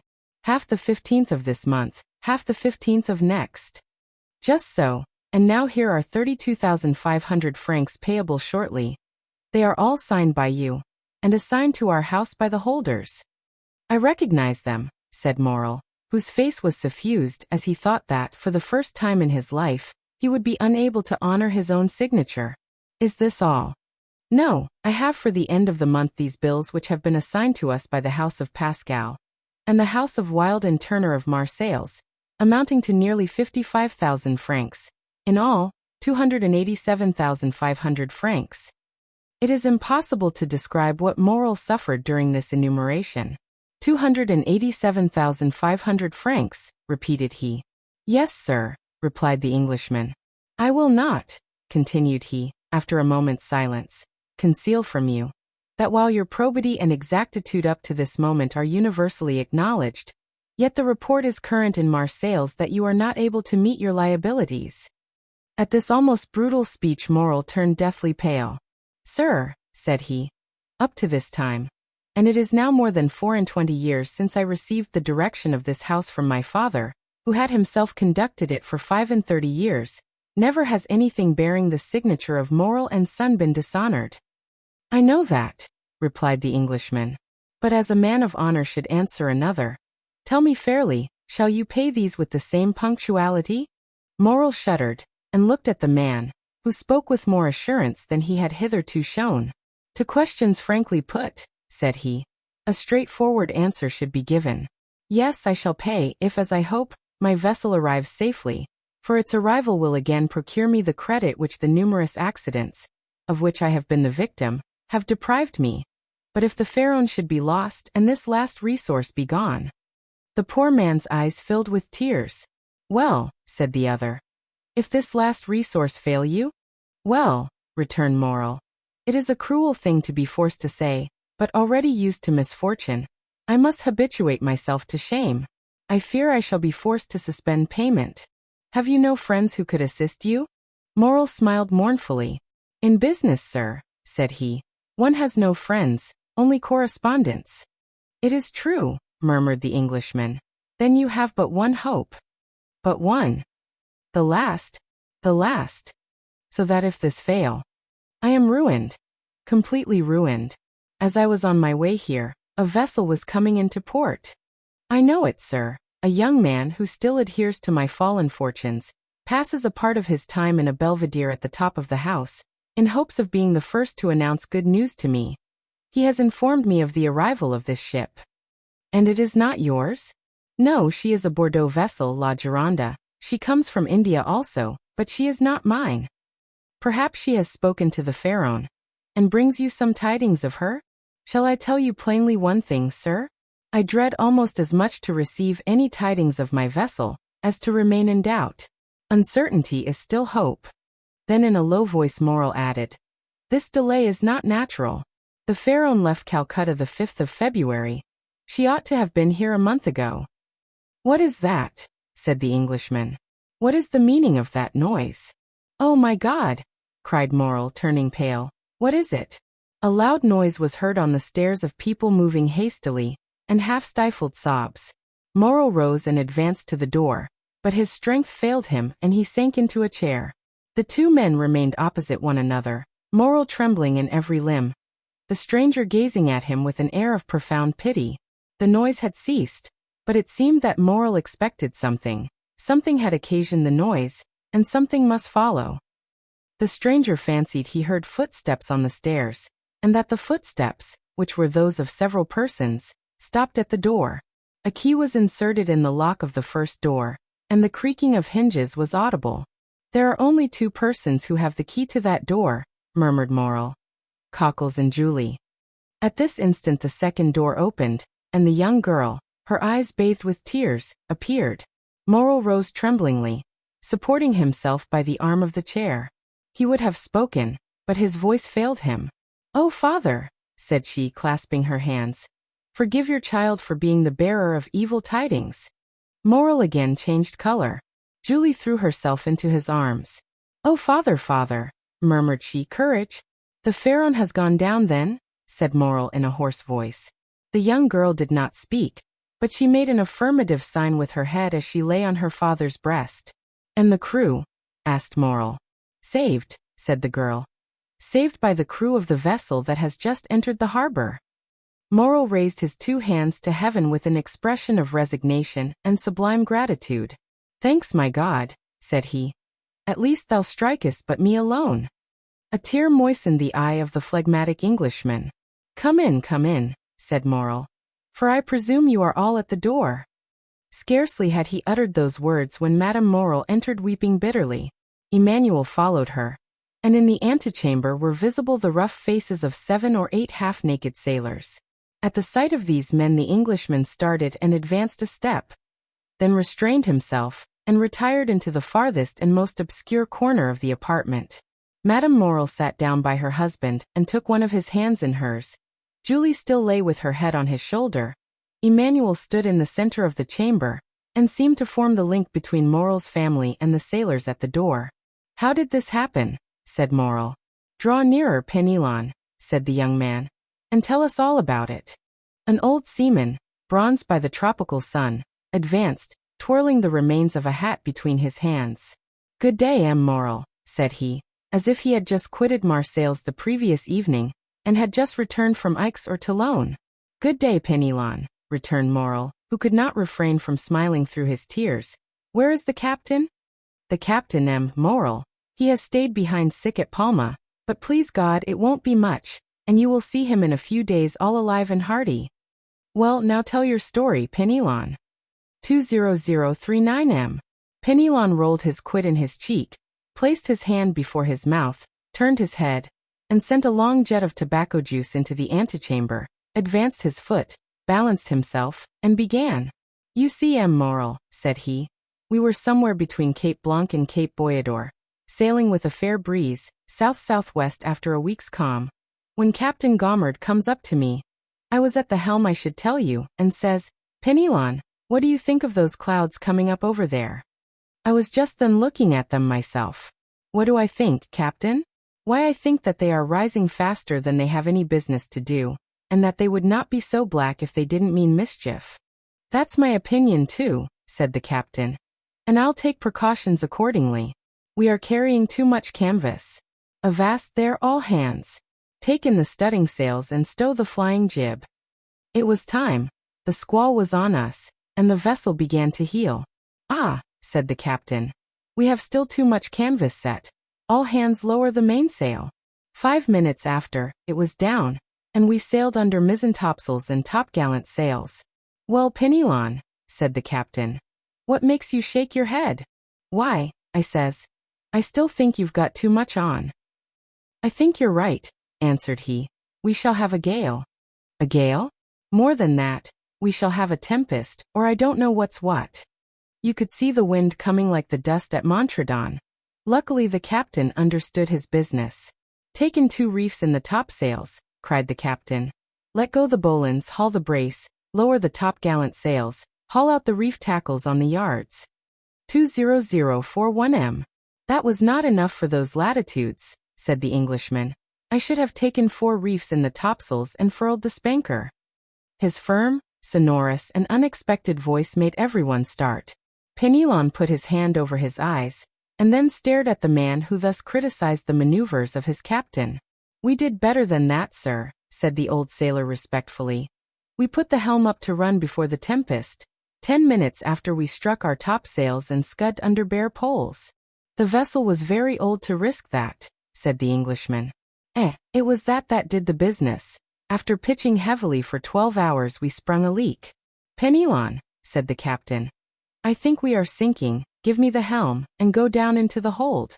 I gave him the helm, and descended. There was already 3 feet of water. All hands to the pumps. I shouted, but it was too late, and it seemed the more we pumped the more came in. Ah, said I, after 4 hours' work. Since we are sinking, let us sink. We can die but once. Is that the example you set, Penelon? Cries the captain.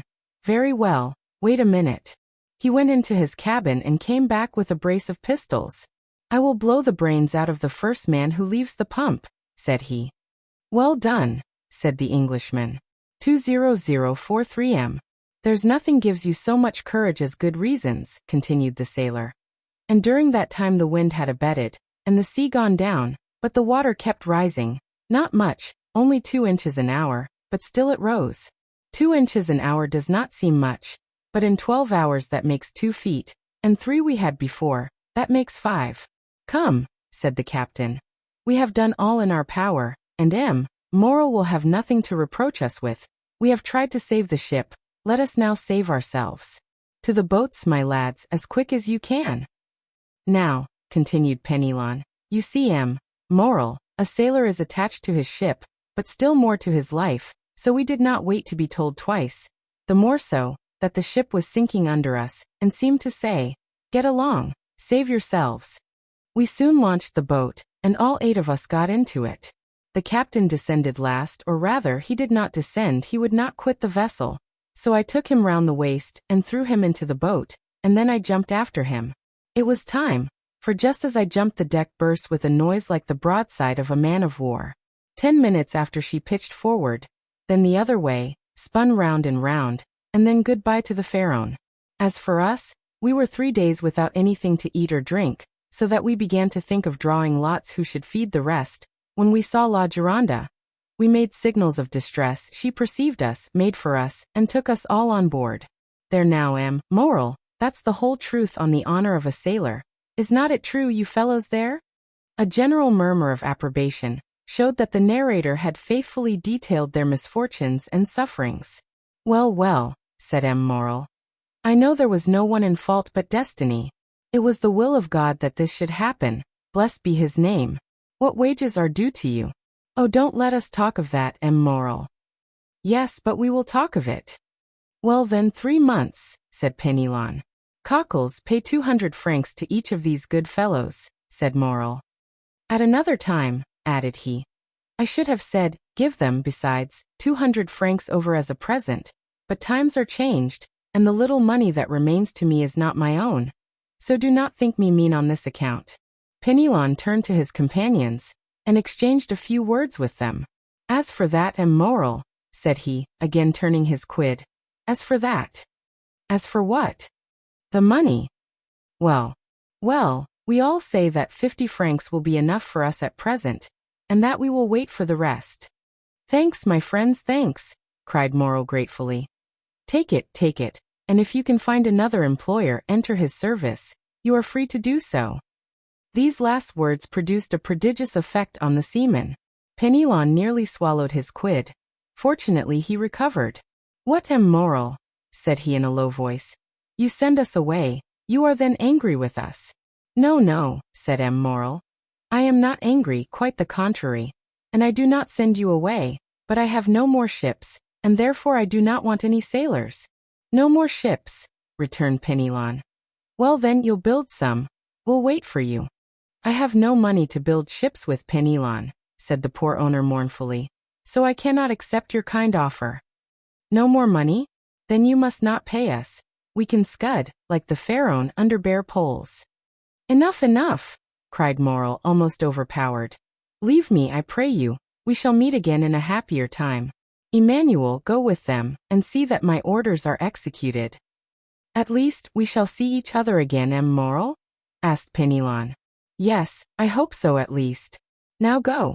He made a sign to Cockles, who went first. The seaman followed him, and Emmanuel brought up the rear. Now, said the owner to his wife and daughter, leave me. I wish to speak with this gentleman. 20045 And he glanced towards the clerk of Thomson and French, who had remained motionless in the corner during this scene, in which he had taken no part, except the few words we have mentioned. The two women looked at this person whose presence they had entirely forgotten, and retired, but as she left the apartment, Julie gave the stranger a supplicating glance, to which he replied by a smile that an indifferent spectator would have been surprised to see on his stern features. The two men were left alone. Well, sir, said Moral, sinking into a chair, you have heard all, and I have nothing further to tell you. I see, returned the Englishman, that a fresh and unmerited misfortune has overwhelmed you, and this only increases my desire to serve you. Oh, sir, cried Moral. Let me see, continued the stranger. I am one of your largest creditors. Your bills, at least, are the first that will fall due. Do you wish for time to pay? A delay would save my honor, and consequently my life. How long a delay do you wish for? Moral reflected. 2 months, said he. I will give you 3, replied the stranger. But, asked Moral, will the house of Thomson and French consent? Oh, I take everything on myself. Today is the 5th of June. Yes. Well, renew these bills up to the 5th of September, and on the 5th of September at 11 o'clock, the hand of the clock pointed to 11, I shall come to receive the money. I shall expect you, returned Moral. And I will pay you, or I shall be dead. These last words were uttered in so low a tone that the stranger could not hear them. The bills were renewed, the old ones destroyed, and the poor ship owner found himself with 3 months before him to collect his resources. The Englishman received his thanks with the phlegm peculiar to his nation, and Moral, overwhelming him with grateful blessings, conducted him to the staircase. The stranger met Julie on the stairs.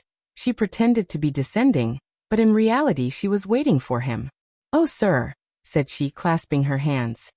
Mademoiselle, said the stranger, one day you will receive a letter signed Sinbad the Sailor. Do exactly what the letter bids you, however strange it may appear. Yes, sir, returned Julie. Do you promise? I swear to you I will. It is well. Adieu, mademoiselle. Continue to be the good, sweet girl you are at present, and I have great hopes that heaven will reward you by giving you Emmanuel for a husband. Julie uttered a faint cry, blushed like a rose, and leaned against the baluster. The stranger waved his hand, and continued to descend. In the court he found Penelon, who, with a rouleau of 100 francs in either hand, seemed unable to make up his mind to retain them. Come with me, my friend, said the Englishman. I wish to speak to you. Chapter 30. The 5th of September. The extension provided for by the agent of Thomson and French. At the moment when Moral expected it least, was to the poor shipowner so decided a stroke of good fortune that he almost dared to believe that fate was at length grown weary of wasting her spite upon him. The same day he told his wife Emmanuel and his daughter all that had occurred, and a ray of hope, if not of tranquility, returned to the family. Unfortunately, however, Morrel had not only engagements with the house of Thomson and French, who had shown themselves so considerate towards him, and as he had said, in business he had correspondents and not friends. When he thought the matter over, he could by no means account for this generous conduct on the part of Thomson and French towards him, and could only attribute it to some such selfish argument as this: "We had better help a man who owes us nearly 300,000 francs, and have those 300,000 francs at the end of 3 months than hasten his ruin, and get only 6 or 8% of our money back again." Unfortunately, whether through envy or stupidity, all Morrel's correspondents did not take this view, and some even came to a contrary decision. The bills signed by Morrel were presented at his office with scrupulous exactitude, and thanks to the delay granted by the Englishman, were paid by Cockles with equal punctuality. Cockles thus remained in his accustomed tranquillity. It was Morrel alone who remembered with alarm that if he had to repay on the 15th the 50,000 francs of M. de Beauville, and on the 30th the 32,500 francs of bills, for which, as well as the debt due to the inspector of prisons, he had time granted, he must be a ruined man. The opinion of all the commercial men was that, under the reverses which had successively weighed down Morrel, it was impossible for him to remain solvent. Great, therefore, was the astonishment when at the end of the month, he cancelled all his obligations with his usual punctuality. Still confidence was not restored to all minds, and the general opinion was that the complete ruin of the unfortunate shipowner had been postponed only until the end of the month. The month passed, and Morrel made extraordinary efforts to get in all his resources. Formerly his paper, at any date, was taken with confidence, and was even in request. Morrel now tried to negotiate bills at 90 days only, and none of the banks would give him credit. Fortunately, Morrel had some funds coming in on which he could rely, and as they reached him, he found himself in a condition to meet his engagements when the end of July came. The agent of Thomson and French had not been again seen at Marseilles. The day after, or 2 days after his visit to Morrel, he had disappeared, and as in that city he had had no intercourse but with the mayor, the inspector of prisons and M. Morrel, his departure left no trace except in the memories of these 3 persons. As to the sailors of the Pharaon, they must have found snug berths elsewhere, for they also had disappeared. Captain Gommard, recovered from his illness, had returned from Palma. He delayed presenting himself at Morrel's, but the owner, hearing of his arrival, went to see him. The worthy shipowner knew, from Penelon's recital, of the captain's brave conduct during the storm, and tried to console him. He brought him also the amount of his wages, which Captain Gommard had not dared to apply for. As he descended the staircase, Morrel met Penelon, who was going up. Penelon had, it would seem, made good use of his money, for he was newly clad. When he saw his employer, the worthy tar seemed much embarrassed, drew on one side into the corner of the landing place, passed his quid from one cheek to the other, stared stupidly with his great eyes, and only acknowledged the squeeze of the hand which Morrel as usual gave him by a slight pressure in return. Morrel attributed Penelon's embarrassment to the elegance of his attire. It was evident the good fellow had not gone to such an expense on his own account. He was, no doubt, engaged on board some other vessel, and thus his bashfulness arose from the fact of his not having, if we may so express ourselves, worn mourning for the Pharaon longer. Perhaps he had come to tell Captain Gommard of his good luck, and to offer him employment from his new master. "Worthy fellows," said Morrel as he went away, "may your new master love you as I loved you, and be more fortunate than I have been." 20049 M. August rolled by in unceasing efforts on the part of Morrel to renew his credit or revive the old.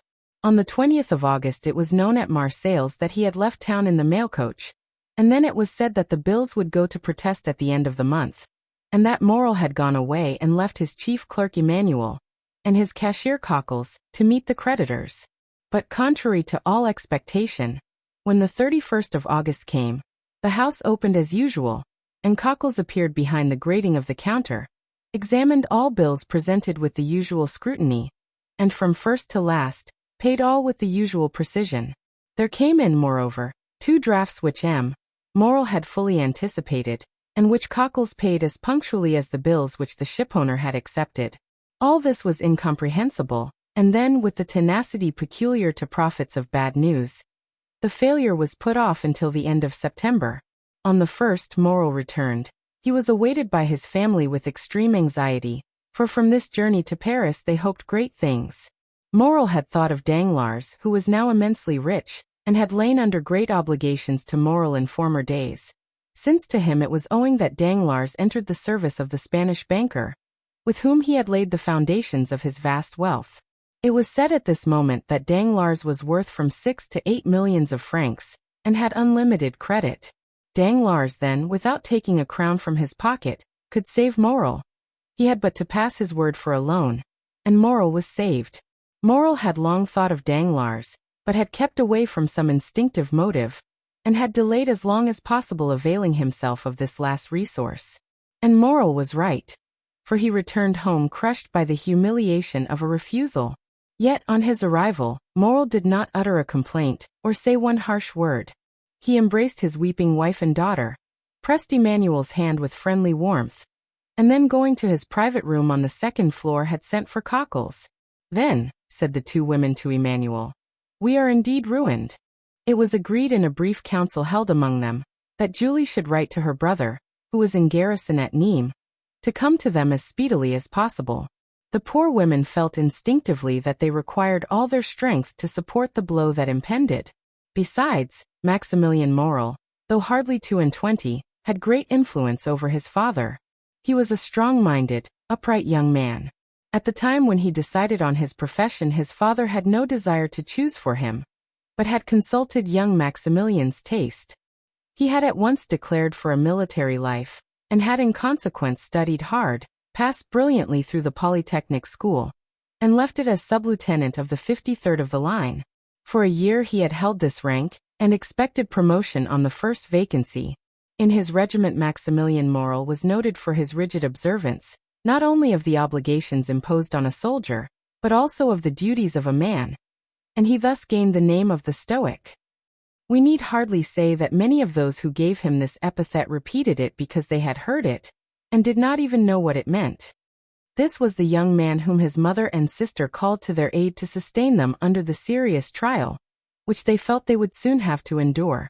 They had not mistaken the gravity of this event, for the moment after Morrel had entered his private office with Cockles, Julie saw the latter leave it pale, trembling, and his features betraying the utmost consternation. She would have questioned him as he passed by her, but the worthy creature hastened down the staircase with unusual precipitation, and only raised his hands to heaven and exclaimed, "Oh, mademoiselle, mademoiselle! What a dreadful misfortune! Who could ever have believed it?" A moment afterwards Julie saw him go upstairs carrying 2 or 3 heavy ledgers, a portfolio, and a bag of money. Morrel examined the ledgers, opened the portfolio, and counted the money. All his funds amounted to 6,000 or 8,000 francs, his bills receivable up to the 5th to 4,000 or 5,000, which, making the best of everything, gave him 14,000 francs to meet debts amounting to 287,500 francs. He had not even the means for making a possible settlement on account. However, when Morrel went down to his dinner, he appeared very calm. This calmness was more alarming to the 2 women than the deepest dejection would have been. After dinner Morrel usually went out and used to take his coffee at the Club of the Phocéens, and read the Semaphore. This day he did not leave the house, but returned to his office. As to Cockles, he seemed completely bewildered. For part of the day he went into the courtyard, seated himself on a stone with his head bare, and exposed to the blazing sun. Emmanuel tried to comfort the women, but his eloquence faltered. The young man was too well acquainted with the business of the house, not to feel that a great catastrophe hung over the Morrel family. Night came. The 2 women had watched, hoping that when he left his room Morrel would come to them, but they heard him pass before their door, and trying to conceal the noise of his footsteps. They listened. He went into his sleeping room, and fastened the door inside. Madame Morrel sent her daughter to bed, and half an hour after Julie had retired, she rose, took off her shoes, and went stealthily along the passage, to see through the keyhole what her husband was doing. In the passage she saw a retreating shadow. It was Julie, who, uneasy herself, had anticipated her mother. The young lady went towards Madame Morel. "He is writing," she said. They had understood each other without speaking. Madame Morel looked again through the keyhole. Morel was writing, but Madame Morel remarked, what her daughter had not observed, that her husband was writing on stamped paper. The terrible idea that he was writing his will flashed across her. She shuddered, and yet had not strength to utter a word. Next day Morel seemed as calm as ever, went into his office as usual, came to his breakfast punctually, and then, after dinner, he placed his daughter beside him, took her head in his arms, and held her for a long time against his bosom.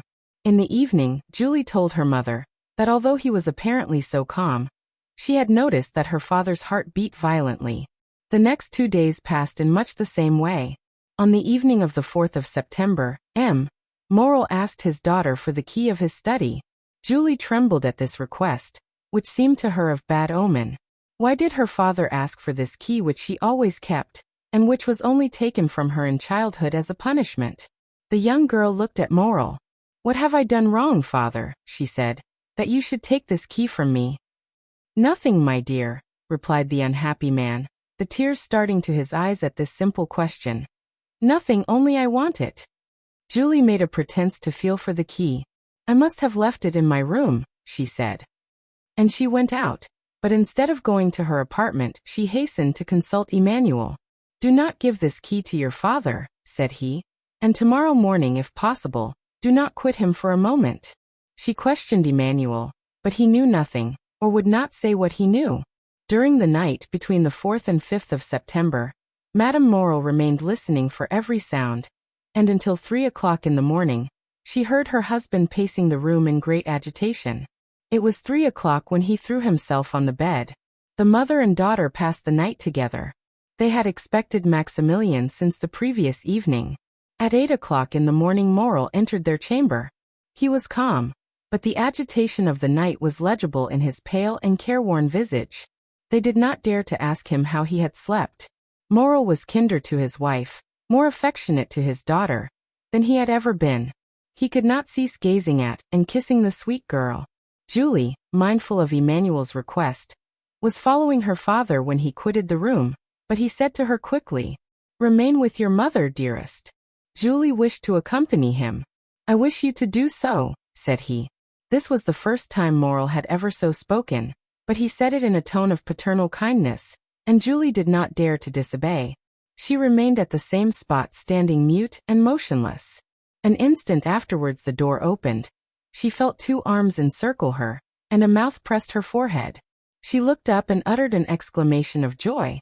20053 "Maximilian, my dearest brother," she cried. At these words Madame Morel rose, and threw herself into her son's arms. "Mother," said the young man, looking alternately at Madame Morel and her daughter. "What has occurred? What has happened? Your letter has frightened me, and I have come hither with all speed." "Julie," said Madame Morel, making a sign to the young man, "go and tell your father that Maximilian has just arrived." The young lady rushed out of the apartment, but on the first step of the staircase, she found a man holding a letter in his hand. "Are you not Mademoiselle Julie Morel?" inquired the man, with a strong Italian accent. "Yes, sir," replied Julie with hesitation. "What is your pleasure? I do not know you." "Read this letter," he said, handing it to her. Julie hesitated. "It concerns the best interests of your father," said the messenger. The young girl hastily took the letter from him.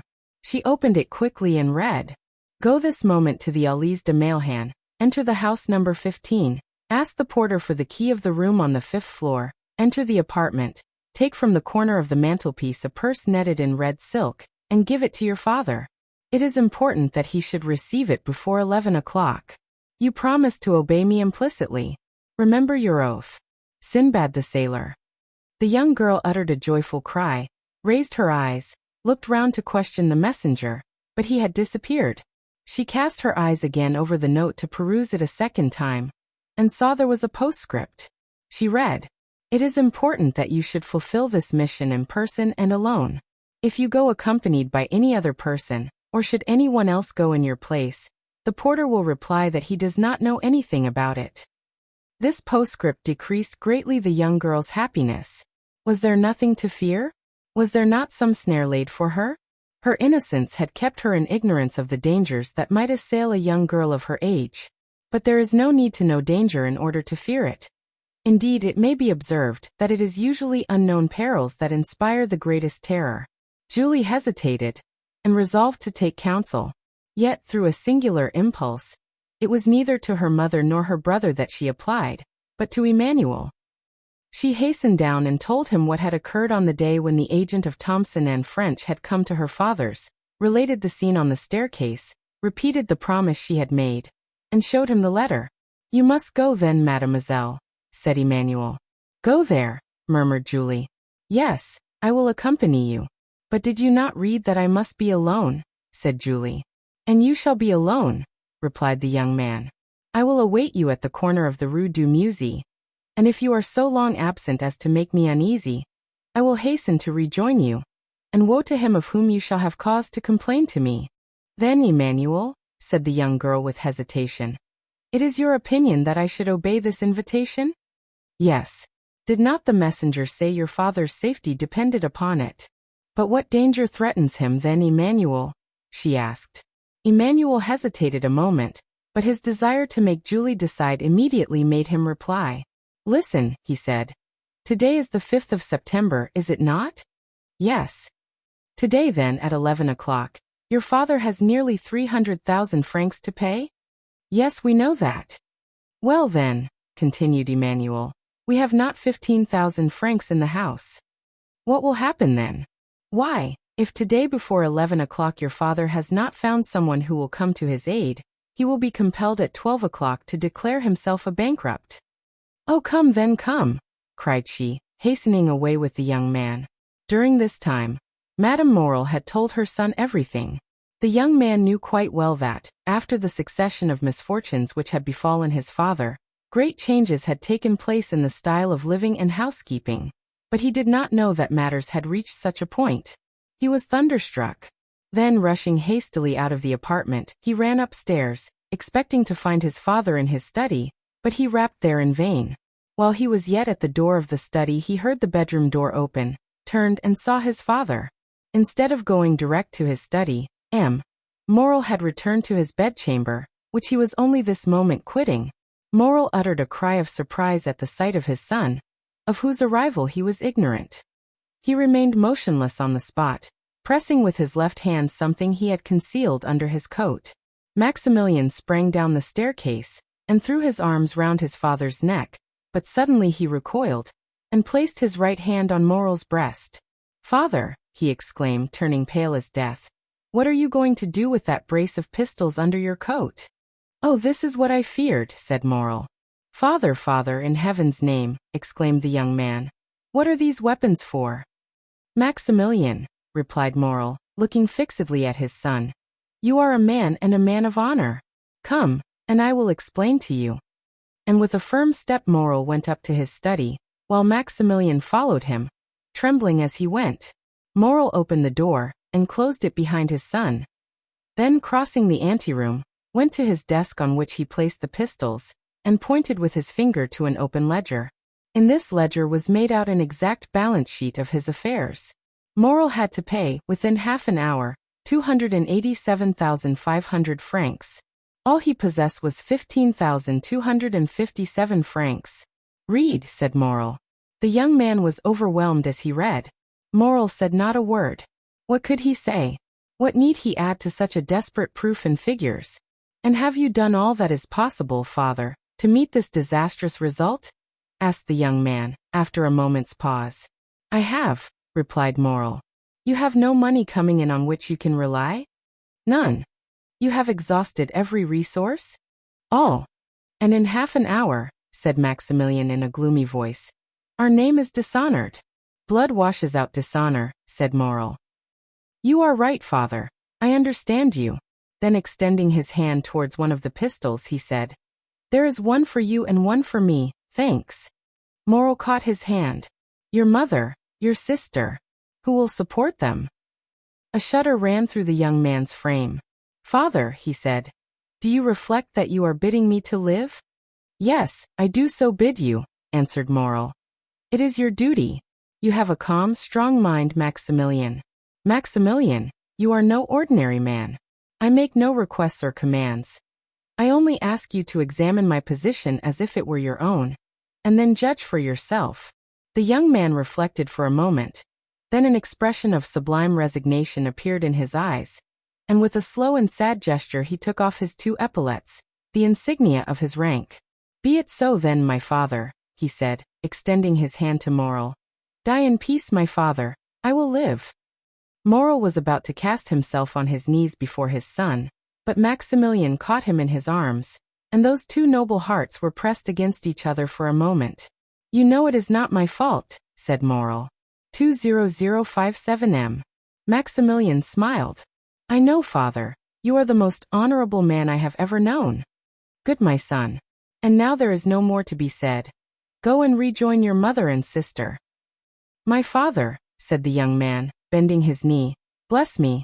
Moral took the head of his son between his 2 hands, drew him forward, and kissing his forehead several times said, Oh yes, yes, I bless you in my own name, and in the name of 3 generations of irreproachable men, who say through me, the edifice which misfortune has destroyed, Providence may build up again.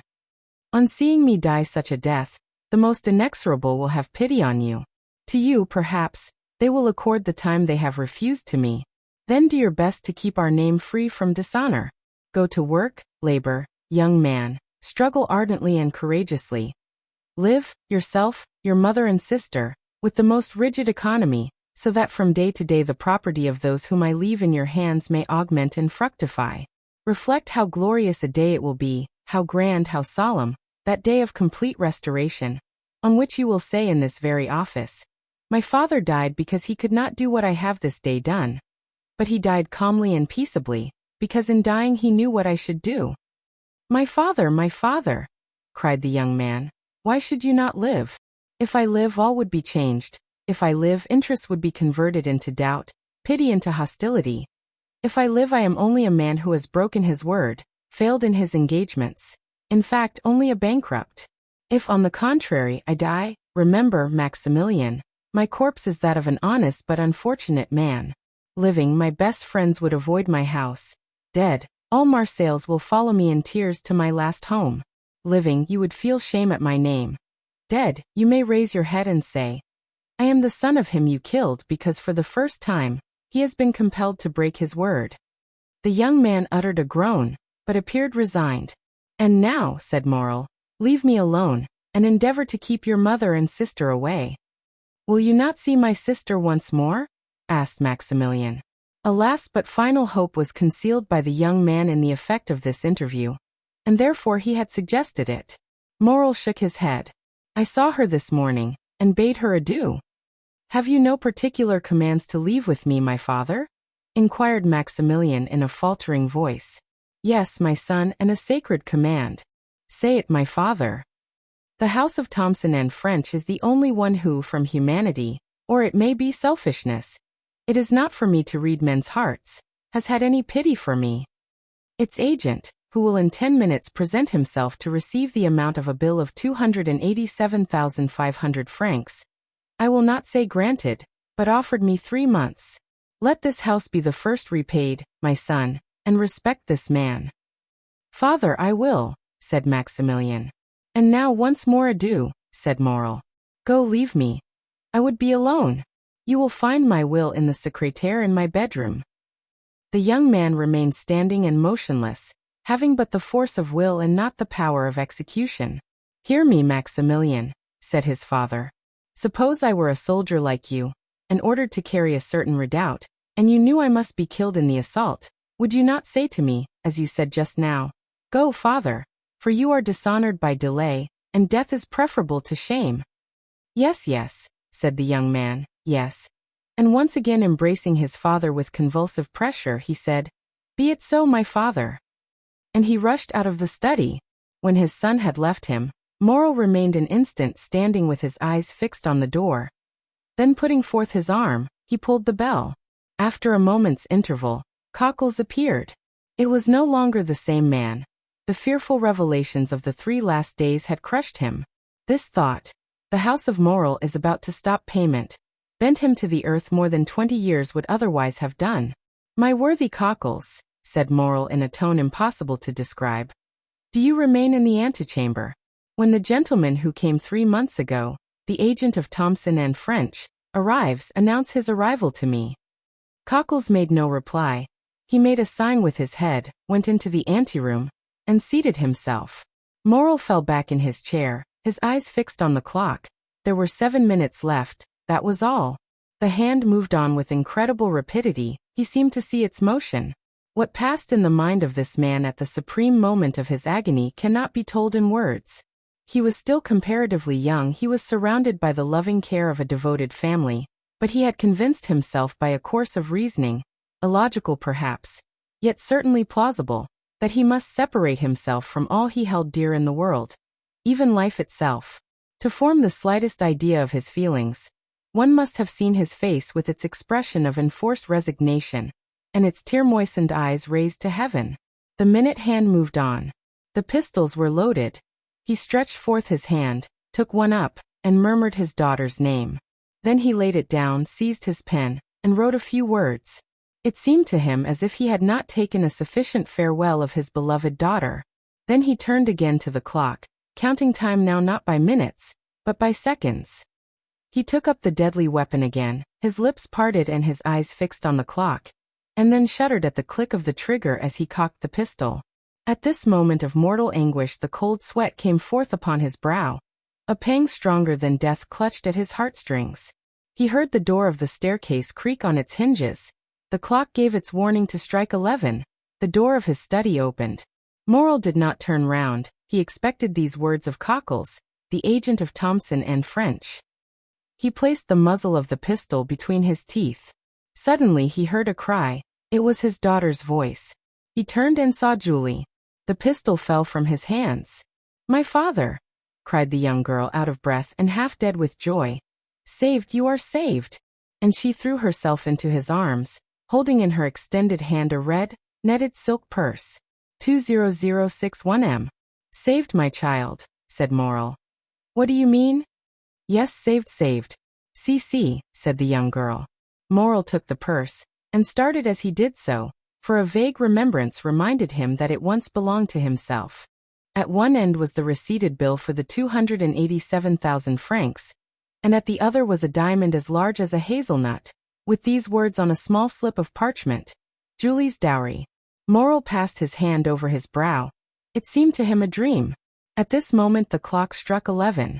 He felt as if each stroke of the hammer fell upon his heart. Explain, my child, he said. Explain, my child, he said. Explain. Where did you find this purse? In a house in the Allées de Mailhan, number 15, on the corner of a mantelpiece in a small room on the 5th floor. But, cried Moral, this purse is not yours. Julie handed to her father the letter she had received in the morning. And did you go alone? Asked Moral after he had read it. Emmanuel accompanied me, father. He was to have waited for me at the corner of the Rue du Musée. But strange to say, he was not there when I returned. Monsieur Moral, exclaimed a voice on the stairs. Monsieur Moral. It is his voice, said Julie. At this moment Emmanuel entered, his countenance full of animation and joy. The Pharaon, he cried. The Pharaon. What? The Pharaon. Are you mad, Emmanuel? You know the vessel is lost. The Pharaon, sir, they signal the Pharaon. The Pharaon is entering the harbor. Moral fell back in his chair, his strength was failing him. His understanding, weakened by such events, refused to comprehend such incredible, unheard of, fabulous facts. But his son came in. Father, cried Maximilian. How could you say the Pharaon was lost? The lookout has signaled her, and they say she is now coming into port. 20063M. My dear friends, said Moral, if this be so, it must be a miracle of heaven. Impossible. But what was real and not less incredible was the purse he held in his hand, the acceptance receipted, the splendid diamond. Ah, sir, exclaimed Cockles, what can it mean? The Pharaon. Come, dear ones, said Moral, rising from his seat. Let us go and see, and heaven have pity upon us if it be false intelligence. They all went out, and on the stairs met Madame Morrel, who had been afraid to go up into the study. In a moment they were at the Cannebière. There was a crowd on the pier. All the crowd gave way before Morrel. The Pharaon, said every voice. And wonderful to see, in front of the Tower of St. Jean, was a ship bearing on her stern these words, printed in white letters, the Pharaon Morrel and son of Marseilles. She was the exact duplicate of the other Pharaon, and loaded, as that had been, with cochineal and indigo. She cast anchor, clewed up sails, and on the deck was Captain Gommard giving orders, and good old Penelon making signals to M. Morrel. To doubt any longer was impossible. There was the evidence of the senses, and 10,000 persons who came to corroborate the testimony. As Morrel and his son embraced on the pier head, in the presence and amid the applause of the whole city witnessing this event, a man, with his face half covered by a black beard, and who, concealed behind the sentry box, watched the scene with delight, uttered these words in a low tone. Be happy, noble heart, be blessed for all the good thou hast done and wilt do hereafter, and let my gratitude remain in obscurity like your good deeds. 20064 M. And with a smile expressive of supreme content, he left his hiding place, and without being observed, descended one of the flights of steps provided for debarkation, and hailing 3 times, shouted Jacopo, Jacopo, Jacopo. Then a launch came to shore, took him on board, and conveyed him to a yacht splendidly fitted up, on whose deck he sprung with the activity of a sailor. Thence he once again looked towards Morrel, who, weeping with joy, was shaking hands most cordially with all the crowd around him, and thanking with a look the unknown benefactor whom he seemed to be seeking in the skies. And now, said the unknown, farewell kindness, humanity, and gratitude. Farewell to all the feelings that expand the heart. I have been heaven's substitute to recompense the good. Now the God of vengeance yields to me his power to punish the wicked. At these words he gave a signal, and as if only awaiting this signal, the yacht instantly put out to sea.